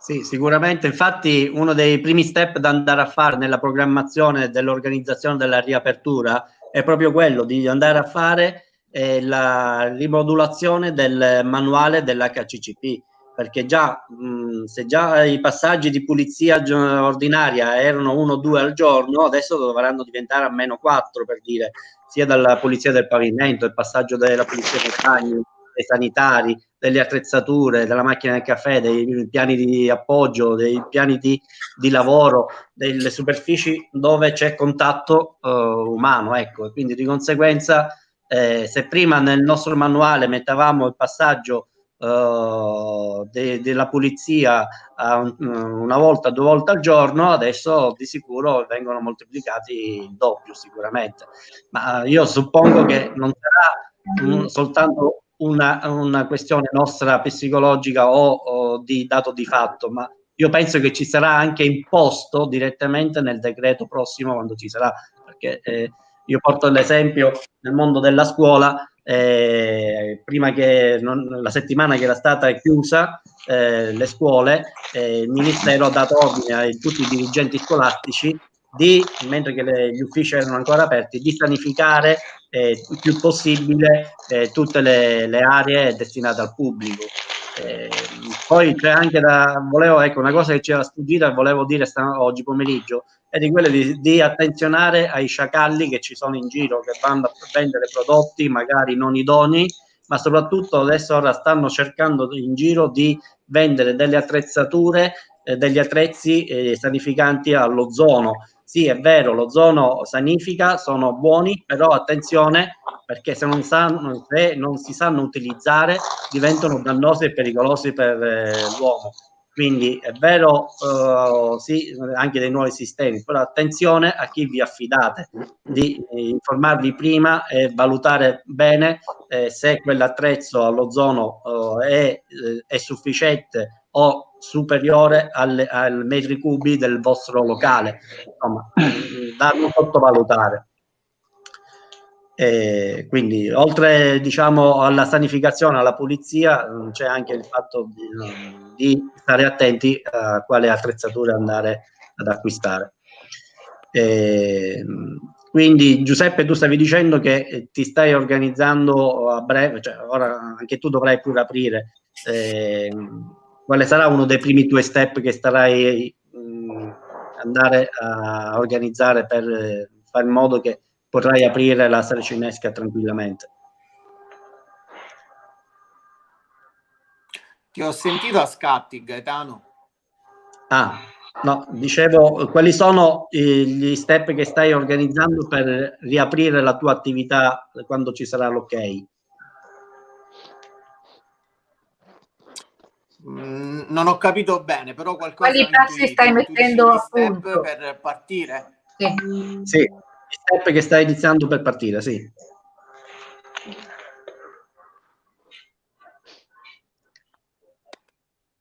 Beh, io parlo per me stesso. Innanzitutto partiamo da una cosa fondamentale, dalle attrezzature pulite. Partiamo dalla pulizia del grinder, che è un aspetto importante, un grinder che è rimasto fermo 2 mesi, soprattutto con del caffè dentro, a mio avviso non è più utilizzabile quel caffè perché è vecchio, quindi va gettato via. Vanno pulite le No, ti sentiamo malissimo, meno, io non riesco a sentirlo. Macine con un prodotto specifico, quindi pulito. Ti sentiamo un po' male in questo momento. Vediamo se c'è Maurizio Urso. Ci sente Maurizio? E poi facciamo intervenire come elemento. Giuseppe, ti sentiamo malissimo a tratti. Do la parola un attimo a Maurizio Urso. Svuotare le caldaie del...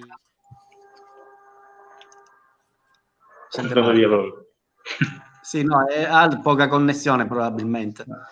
Allora, Maurizio Urso, vicepresidente Eurotalk Italia e presidente regionale dell'Accademia Ital Cuochi Sicilia. Come vi state muovendo voi nel mondo della ristorazione per cercare di riaprire nel migliore dei modi le attività? Ma guarda, intanto buonasera a tutti.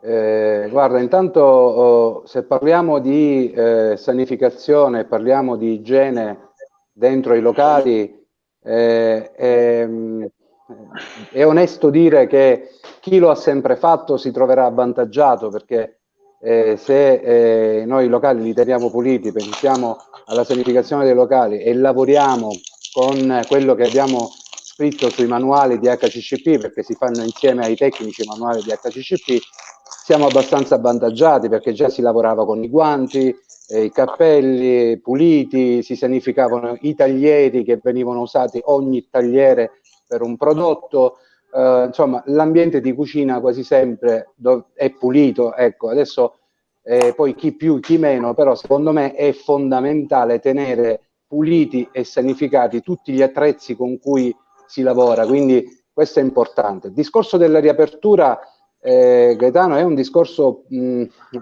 particolare, perché purtroppo ancora non abbiamo delle direttive ben precise, ma per sentito dire. Per sentito dire diventa difficile, si parla di mettere questi divisori in plexiglass che secondo me non vanno per niente bene. Sarei più favorevole, parlo per me, sarei più favorevole a mantenere le distanze, chi può, con i tavoli. E poi il problema secondo me principale è anche poi quanti ospiti ci verranno a trovare, quanta gente è tranquilla, quanta gente è propensa ad andare a cena fuori. Poco fa sentivo dire: ma se io sono in macchina con la mia famiglia, mi fermo in un bar a prendere il caffè, siamo in 4, siamo stati in macchina, che devo fare? Entriamo uno per uno? Ecco, questo mi sembra una cosa sbagliatissima. Se stavano in macchina tutti e 4, possono benissimo entrare tutti e 4 in un bar a prendere il caffè, così come in un ristorante a cena. Sarà forse un po' più difficile, sarà difficile per tutti, ma sarà un po' più difficile forse per il servizio in sala, perché poco fa appunto si parlava di un operatore in sala che deve magari salire scale, scendere, mascherine, mica mascherine, però il sistema sicuramente si dovrà trovare per poter servire pasti e per poter far stare tranquillo e sicuro l'ospite, ma nello stesso tempo noi dobbiamo essere preparati a questo, oltre che a sanificare i locali prima di entrare. Nel primissimo intervento si parlava di locali chiusi 40 giorni, il virus non c'è, bene, ma è ovvio che entrando a risistemare tutto è giusto comunque andare a sanificare un po' tutto, pensare alle acque che sono fondamentali, perché sappiamo che il primo è l'acqua dove ci stanno tanti batteri, quindi è la prima fonte di batteri, no? Per cui anche lì dobbiamo andare a sanificare un po' tutto, cambiare i filtri e tutte queste robe qui. L'altro punto poi è quello che ho sentito appunto i vari interventi, si parlava appunto di territorio, si parlava di menu fatti settimanali, ma secondo me bisogna, già lo si faceva, ma bisogna continuare a valutare il territorio dove lavoriamo, magari cambiando i menu, perché non potremo più tenere 2, 3, 4 operatori su un piatto. Sappiamo bene che in un ristorante dove si fa, tra virgolette, il gourmet, sappiamo che i passaggi sono tanti e dobbiamo diminuire sicuramente i passaggi e l'operatore che stia sul piatto a fare i vari passaggi. Quindi i piatti, secondo me, si dovranno semplificare tantissimo, e forse questo sarà anche un ritorno alle tradizioni nostre rivisitate, quindi forse questa sarà anche una cosa positiva. Il problema sarà ripartire, il problema è il personale. Io, come ben sai, adesso gestisco un ristorante, collaboro anche con te in tante cose, e il problema sarà la tassazione, cioè noi potremo mantenere il personale che avevamo prima, possiamo assicurargli uno stipendio, andiamo ad aprire, come si diceva poco fa, le sale cinesi, apriamo il ristorante, ma per creare debito o per creare guadagno? Perché io credo che inizialmente sarà difficile. Una cosa, c'è un'altra cosa che io ho ascoltato anche altre dirette, sono stato invitato anche a qualche altra diretta. I piccoli locali come faranno a distanziare i tavoli? I piccoli locali soffriranno tantissimo, così come i piccoli bar, perché noi siamo abituati a entrare al bar non a prendere solo il caffè, ma come diceva poco fa il signore che c'era prima, diceva: io vado lì perché incontro il barista, incontro l'amico, leggo il giornale, tutte queste robe qua. Così vale per i piccoli locali, le piccole trattorie avranno difficoltà. Da sempre è stato detto, da sempre si dice, quando si crea un locale, scusate se parlo a raffica, poi mi fermo, quando si crea un locale, tot metri di sala, tot metri di cucina è l'ideale. Di solito noi vediamo 1 metro quadro di cucina e 100 metri quadri di sala. Sbagliatissimo. Sbagliatissimo, e oggi ancora di più, anche perché ci vogliono gli spazi per gli operatori per farli lavorare, no? quindi le cucine dovrebbero essere più grandi. Ma al di fuori di questo ci sono anche dei ristoranti che lavorano esclusivamente con ospiti stranieri, e questi possono chiudere a questo punto perché è tutto fermo. Già è fermo anche in Italia, nella nostra regione, lo vediamo. Poi la nostra regione, io ho avuto la fortuna di poter lavorare in lungo e largo per l'Italia, ma purtroppo la nostra regione, la Sicilia, è particolare. Sai bene che non puoi imporre orari di chiusura, perché se alle 21:30, 22 al nord hai finito di lavorare, in Sicilia si inizia forse, perché prima delle 21 in estate non passa nessuno a tavola. E quindi anche queste direttive che stiamo aspettando ci fanno pensare e ci facciamo delle domande. I locali che lavorano io ho un amico che lavora prettamente con gli stranieri. Cosa deve fare? Chiuderà i localini piccoli, le cucine. Si parlava addirittura, sentivo una diretta dove si parlava addirittura di 5 metri quadri in cucina per ogni operatore. Ci sono delle cucine che forse sono 20 metri quadri tutte, tante cucine. Noi abbiamo una fortuna di avere una gran bella cucina, ampia e spaziosa, però gli altri cosa faranno? Al di fuori delle dritte che daranno poi su come operare o meno, ripeto, torno al discorso iniziale, chi ha attuato sempre il sistema di HCCP, chi ci tiene alla pulizia sarà avvantaggiatissimo, perché dovrà applicare altri piccoli dettagli tecnici per poter poi appunto sanificare tutto. Quindi è normale, per me è normale. Però quelli che hanno spazi ridotti come faranno a lavorare? Perché in aggiunta ci vorranno le mascherine, perché già, ripeto, guanti, sanificazione di strumenti di lavoro, sanificazione dei forni, noi lo facciamo tutto. Però il problema adesso è portare l'ospite al ristorante e poi la principale preoccupazione è poter continuare a dare uno stipendio alla persona che lavora, al lavoratore che lavora per te.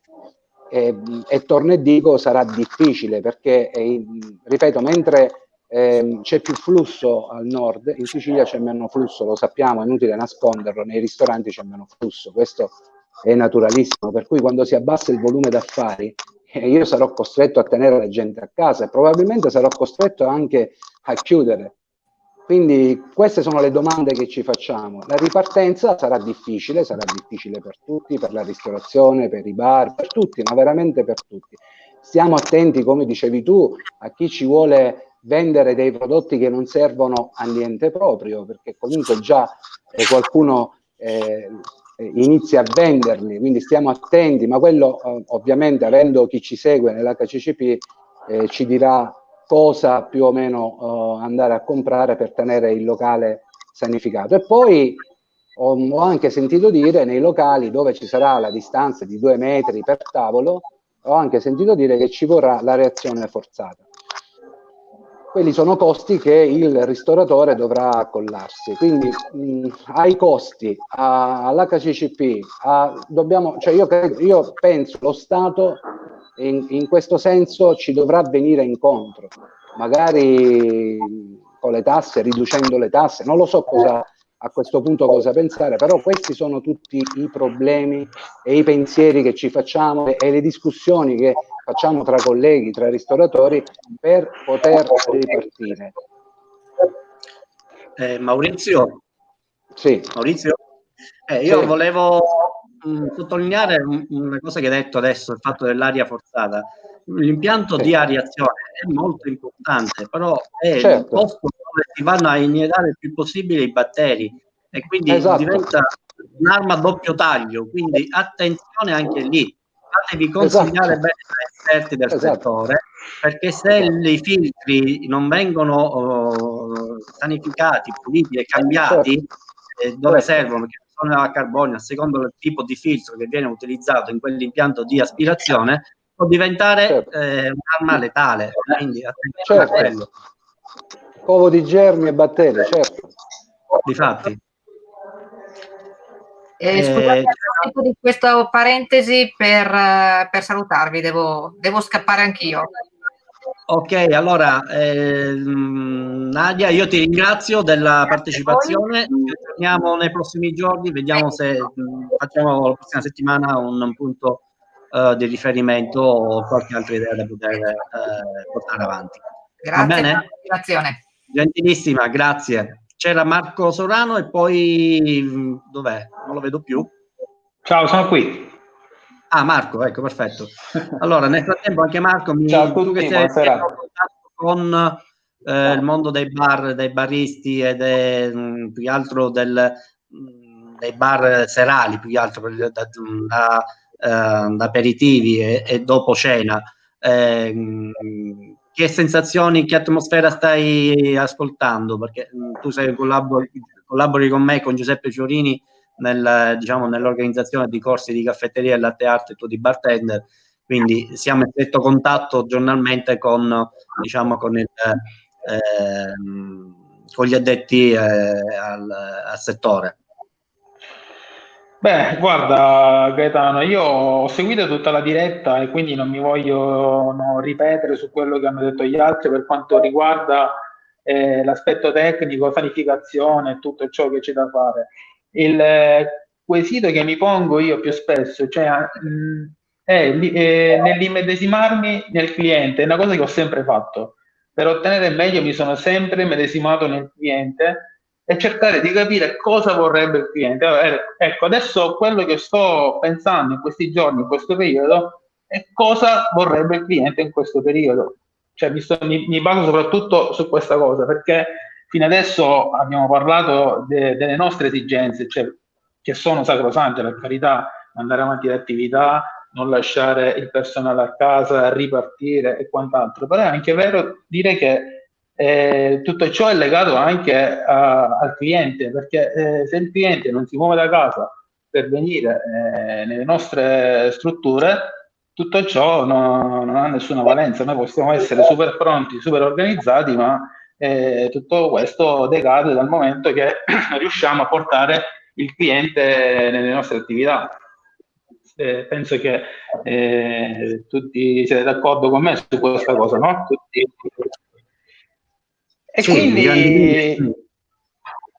quindi dobbiamo cercare di trasformarci noi nel nostro modo di lavorare, nel nostro modo di produrre. Allora, nel caso del bartending, dei cocktail, già anche prima dell'emergenza c'è qualcuno che si è cimentato nella preparazione di ready to drink, quindi dei drink pronti da bere che si possono acquistare, confezionati, mettere in frigo e bere a casa. Nel caso della caffetteria, come qualcuno già prima ha fatto qualche intervento, diventa un po' più complessa la cosa, perché il caffè, soprattutto l'espresso, è una cosa che va consumata subito, quindi come fai a prepararla prima? E proprio adesso, durante questa diretta, che ho seguito, mi frullavano diversi pensieri nella testa. Uno dei quali è quello di trasformare la metodologia di come assumere questa materia prima che potrebbe del caffè, cioè trasformare. Fino ad oggi abbiamo fatto l'espresso rimane, ma bisognerebbe inventare, so che sto fantasticando, ma il mio pensiero è questo, bisogna inventare un nuovo modo di assumere il caffè, di una nuova forma. Oppure andare anche a illustrare ancora di più il caffè di alta qualità e anche altri tipi di estrazione, andarli a pubblicizzare ancora di più, a illustrare ancora di più e fare in modo di portarlo a casa delle persone. Perché se noi riusciamo a fare tutto ciò, abbiamo la padella dalla parte del manico, che una data qualità di caffè, una data tipo di estrazione, lo possiamo fare solo noi e la gente lo può trovare solo da noi per portarlo a casa. Ovviamente nella grande distribuzione, nel supermercato non si possono trovare tutte queste cose, quelle che sono attrezzature e materie prime per andare a fare questa cosa. Quindi un modo per incentivare la vendita della materia caffè potrebbe essere anche questa. Per quanto riguarda le strutture, distanziamenti e quant'altro di cui si sta parlando in questo periodo, anche se ancora è tutta una cosa campata in aria, io penso che per la maggior, sono un po' drastico nelle mie cose, ma penso che per la maggior parte delle attività sarà impossibile riprendere l'attività con queste misure di sicurezza che ci saranno. Penso sia impossibile. Per la ristorazione, scusa, finisco. Per la ristorazione, i ristoranti che potranno, diciamo, campare un pochettino, sopravvivere, questi sono solo i ristoranti che hanno a disposizione lo spazio, abbastanza spazio da poter ospitare le persone con le nuove misure di distanziamento. Sì, difatti gli step sono intanto iniziali, sicuramente che sarà dura all'inizio, però intanto dobbiamo rabboccarci le maniche e iniziare a provarci quantomeno. Certo, il settore della caffetteria magari che rispetto a un ristorante che ha meno personale, il bar, magari un bar piccolo con minimo di personale riesce già magari a organizzarsi nel migliore dei modi, ma un ristorante che è grande, poi non ha la possibilità di organizzare delle serate a tema oppure compleanni, matrimoni, perché poi ci sono anche la banchettistica, quindi i banchetti vengono a mancare, è tutta una serie che di sicuro sarà spostata più avanti. Qui magari ecco Valerio ci può dire qualcosa in merito. Il settore dei banchetti, dei matrimoni sicuramente ha avuto un fermo e un danno economico con tutto, diciamo, quello che concerne anche chi ci gira attorno, dai fioristi agli abiti da sposa, agli abiti, ma alla ristorazione, così via dicendo. Cosa mi dici a proposito, Valerio? Eccomi, innanzitutto voglio salutare Maurizio. Ciao Maurizio, ciao Valerio. Ben trovato. Maurizio, posso chiederti di mettere... Prima vorrei rispondere. Sì. No, a posto, l'hai messo già in orizzontale il telefono. Okay. Sì. Okay. Ecco, come prima cosa volevo dire due cose a Maurizio, che prima lui ha posto il quesito. Allora, io proprio ieri stavo parlando con un tecnico, non dico il nome, che diceva che il nucleo familiare che vive sullo stesso tetto, quindi che siano 4 o 5 persone, possono stare al tavolo tutti assieme, uno di fronte all'altro, non c'è nessun problema. Quindi questa è una cosa. Invece ieri sera proprio dall'isola di Ischia mi ha chiamato un mio associato, il fiduciario, e ha detto che hanno fatto una riunione, vogliono aprire ristoranti, ma hanno detto è quasi impossibile, perché come fai ad andare al ristorante e il cameriere che deve indossare il sottoscarpe, un grembiale, un cappellino, la mascherina e i guanti? Ti passa la voglia quasi di andare nel ristorante, in questo sistema qua. Quindi adesso stanno dicendo tante cose, ma ancora non si capisce come si possa fare. Quindi sono tutti problemi che ognuno dice la sua, ma non c'è nessuno che ancora oggi sa come fare. E riguardo alla banchettistica, io tra le mie consulenze ho anche un posto dove lavoro esclusivamente con matrimoni e banchetti, lì proprio non si sa più come fare. Perché a parte tutto l'indotto che, come ha detto Gaetano, il fiorista, il vestito, quello che viene con la macchina, la musica e tutto quello che c'è dietro, ma i banchetti non puoi più mettere le persone come si faceva prima, uno accanto all'altro e uno di fronte all'altro. Quindi questo sarà un grosso problema. Purtroppo noi abbiamo tutti la premura di dire dobbiamo aprire, ma come faremo ad aprire? Il discorso l'ho detto prima, per tanti può essere più facile, ma per noi della ristorazione, io in ristorazione dico hotel, bar, caffetterie, tutti, sarà un grosso problema. Sarà un grosso problema, perché il locale che lavorava anche al bar con il caffè la mattina, e ha un locale piccolo, come fa? Ne fa entrare uno per volta. E alla fine giornata, quando ha fatto 50-60 caffè, vale la pena tenere aperto?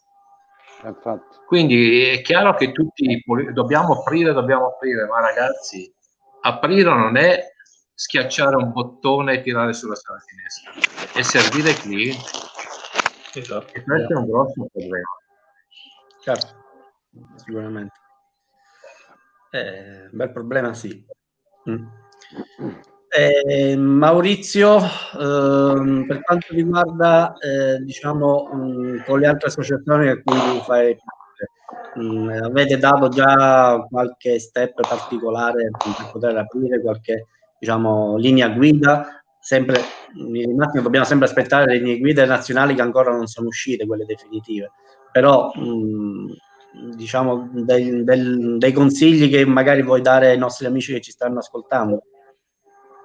Ma guarda Gaetano, linee guide noi stiamo pensando di, ma proprio per poter lavorare, perché aspettiamo delle linee guida dal governo. Però abbiamo pensato, ne abbiamo parlato, quello di poter proporre delle cene a casa, come diceva poco fa Valerio, sotto lo stesso tetto, chi vive sotto lo stesso tetto, capita, è capitato, perché è capitato anche a me di andare a fare delle cene in casa di signori dove erano 10-12 persone, e quindi si sta valutando anche questa cosa di poter andare chiaramente con tutte le precauzioni possibili per poter fare delle cene in casa di queste persone qui. Però chiaramente questo è un pensiero, perché dobbiamo poi vedere quali saranno le direttive. I pasti da sport possono essere altre situazioni.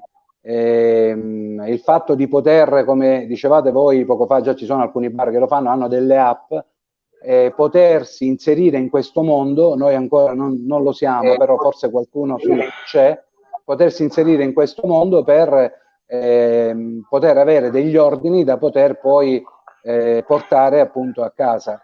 Ma questo per fare smuovere un pochettino il lavoro, per poter cercare di poter fare qualche cosa, perché in realtà in questo momento siamo fermi in attesa e con molti punti interrogativi. Ho capito, benissimo. Io una cosa volevo chiedere a Valerio, sei nel Veneto se non ricordo male, giusto? No, di come Domodossola, confine svizzero. Ah, no, ero convinto. No, ero capire un attimino lì nella vostra regione come si stavano comportando, ecco, a livello di tamponi e a livello di... No. Allora, ti rispondo subito. Innanzitutto c'è da dire che hanno fatto commissioni, sottocommissioni, però in tutte queste commissioni, e purtroppo bisogna dirlo e ribadirlo, non c'è nessuno che sia tecnico del nostro settore. E questo, come si fa a parlare di riaprire quando non c'è uno che sa com'è il nostro lavoro, come lavoriamo noi? È impossibile questo. Eppure loro vogliono aprire senza sapere com'è il nostro mestiere, il nostro lavoro. E questo è gravissimo. Quindi il governo dovrebbe cominciare a pensare che anche esistono delle associazioni che sanno cosa vuol dire lavorare. E questo è grave, secondo me. E riguardo al discorso, anche se non sono in Veneto, ma sono molto in contatto con i nostri associati, e l'altro il discorso della ristorazione. Loro hanno le terme. Come fanno a aprire le terme, l'albergo che ha le terme, quindi la gente che va giù, che fa anche, che fa la cucina, che fa i massaggi? Quindi il nostro lavoro non è solamente il servire uno spritz, il servire un piatto, ma il nostro è tutto un indotto che c'è in giro e quindi diventa molto molto difficile. È chiaro, un negozio di scarpe ne fa entrare uno per volta, compra la scarpa, esce quello, entra l'altro, ma noi come facciamo? E questi sono dei problemi veramente seri e non ci sono ancora risposte. È questo che voglio dire. Non ci sono risposte. Io dico che purtroppo, l'ho detto prima, tanti saranno obbligati a chiudere. Tanti saranno obbligati a chiudere. E non dimentichiamo che il settore turistico alberghiero in Italia è uno forse delle industrie che produce di più e rende di più. Perché ecco. Pensate solamente cosa gira intorno a un piatto che Maurizio prepara, a un sommelier che serve il vino e a un cameriere che te lo serve. Quante persone solamente con quel piatto lì ci girano intorno? Eppure nessuno ne parla. Nessuno ne parla. Hai mai sentito dire qualcuno: facciamo i tamponi, prepariamo il personale che deve aprire un bar? No, apriamo l'albergo. E chi mettiamo dentro? Sappiamo noi se quel personale lì, no? Addirittura noi dovremmo, si pensa, e addirittura dovremmo inventarci una figura nuova, uno che fa accoglienza, ma accoglienza non è il maître che riceve il cliente, è uno che ancora prima che tu entri nel tuo ristorante ti deve provare la temperatura, perché se sei sopra il 37,3 non puoi entrare nel nostro ristorante. E lì cosa dobbiamo fare? Dobbiamo poi chiamare la polizia? Cosa diventiamo? Anche noi dei gendarmi? Cioè, si dice presto apriamo, ma aprire vuol dire essere sicuri di quello che stiamo facendo. E oggi non c'è nessuna sicurezza.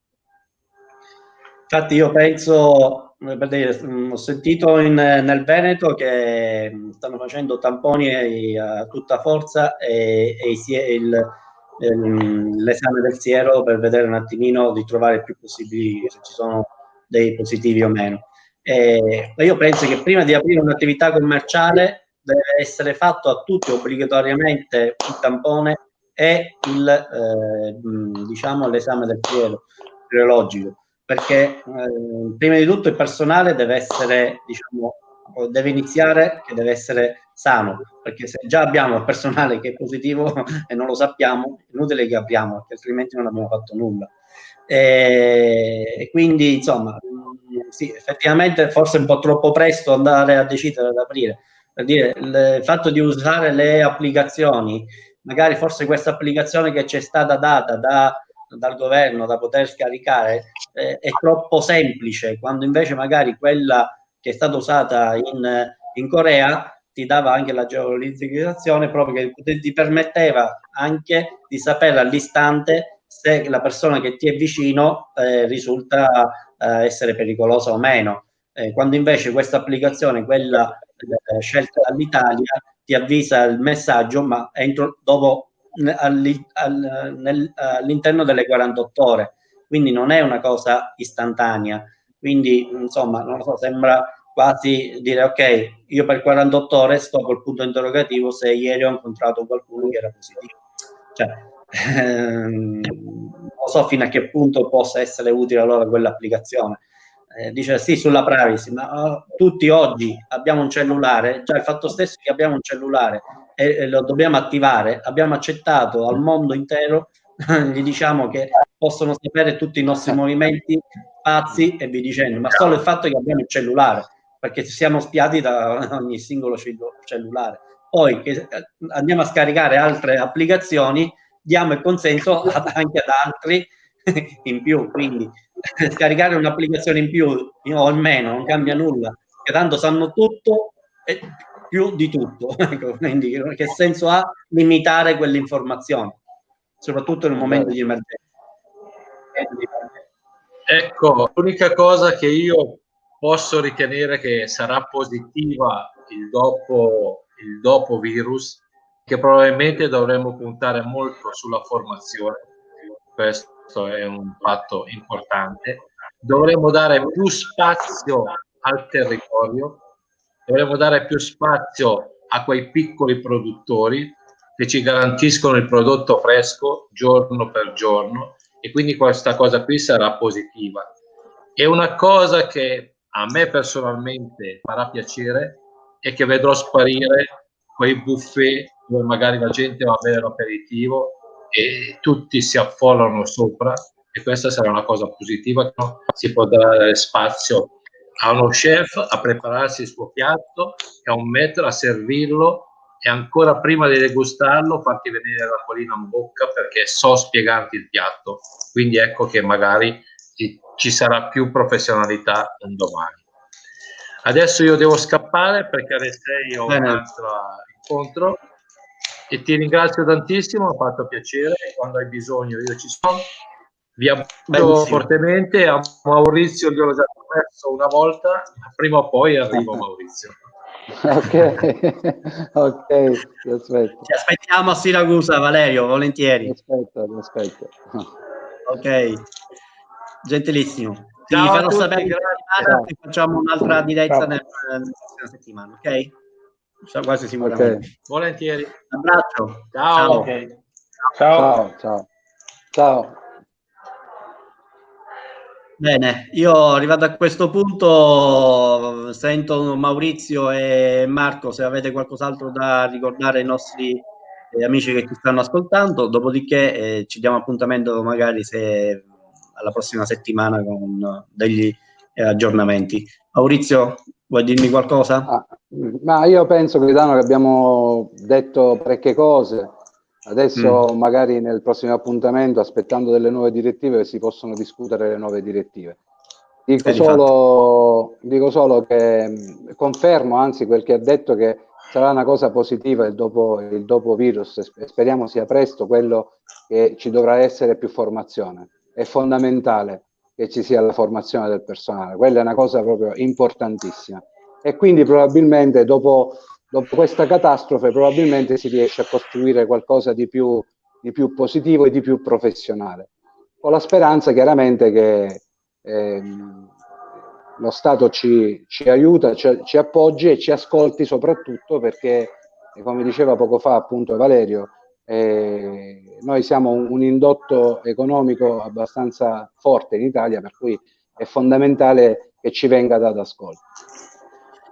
Sì, a tal proposito, infatti, in altre dirette dove ho partecipato, dove diciamo è all'ordine del giorno, si spera che il settore della ristorazione venga classificato nel settore del turismo, perché su quel lato lì si suppone che ci saranno poi dei finanziamenti a fondo perduto per questo settore, e quindi non soltanto per gli alberghi che fanno ospitalità, quindi nel settore del turismo, ma anche la ristorazione fa parte del turismo, e quindi se rientriamo anche in quella branca speriamo di avere anche un lato di rimborso a fondo perduto per le attività che devono sostenere l'apertura, aggiornarsi e soprattutto vedere un attimino di studiare quali sono le strategie per poter alleviare il più possibile questo danno economico data dalla chiusura forzata del Covid-19.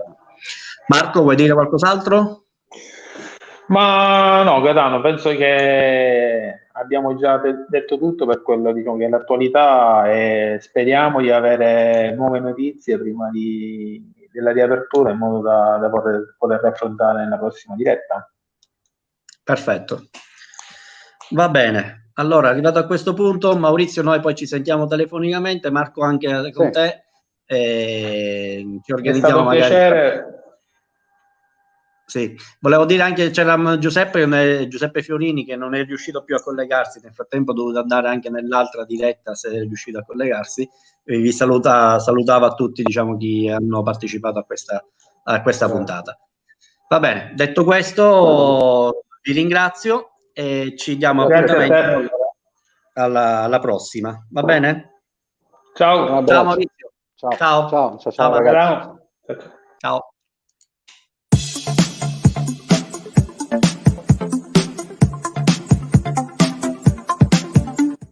Buongiorno a voi, bentornati. Rispondiamo subito alla terza domanda che ci avete posto. Ci presenti il Pulibar Igienica, la sua efficacia nell'igienizzare le superfici? Anzitutto nel nome vi rispondo la sua funzione principale, che il prodotto mantiene, ovvero quella di igienizzare gli ambienti del bar e del pubblico esercizio dopo una corretta detersione. Quello è sicuramente fondamentale. Spesso il termine igienizzante viene utilizzato come sinonimo di detergente o disinfettante, ma questo è sbagliato. Non è un sinonimo. Igienizzare significa rendere salubre, igienica una superficie, eliminando germi e batteri o comunque limitarne la loro proliferazione. Polybar Hygienic è adatto per igienizzare quindi superfici in acciaio inox, sanitari, laccati, verniciati, plastica, vetri, specchi del bar, infissi, taglieri e coltelleria, quindi entra direttamente in cucina. Essendo completamente volatile, infatti, non necessita neppure di risciacquo, non lascia odori e, oltre a eliminare completamente tracce di olio e di grasso, previene la loro formazione di germi e di batteri. Noi, ad esempio, lo utilizziamo per pulire tutta la nostra cucina. Per tutti i professionisti, baristi, ristoratori alla ricerca di un prodotto veloce da utilizzare senza risciacquo per una pulizia accurata di tutti i piani di lavoro. Il prodotto è conforme al sistema che identifica, valuta e controlla i pericoli che sono significativi per la sicurezza alimentare. In altre parole, vedete questo marchio HCP è un sistema che permette di individuare lungo la filiera alimentare uno o più pericoli specifici, di valutarne i rischi associati e di stabilire, nel caso in cui questi siano insostenibili, le misure preventive atte a contenerli in modo efficace e significativo. Aggiungerei anche che Polybar Hygienic, utilizzato ancora ai giorni nostri, perché vi dico non è cosa facile trovare un igienizzante per le mani, e siccome tra le caratteristiche ha anche quella di essere un igienizzante per le mani, utilizzato così, in questo modo, vi faccio vedere, così, dopo circa 30 secondi, 20-30 secondi si è completamente asciugato, non lascia residui ed è sicuro, è piacevole al tatto sulle mani e può essere portato dove si vuole perché ha una pratica chiusura e quindi non c'è pericolo di sversamento del prodotto da nessuna parte. Io vi ringrazio, spero di essere stato utile come sempre e vi rimando al prossimo video. Ciao, grazie!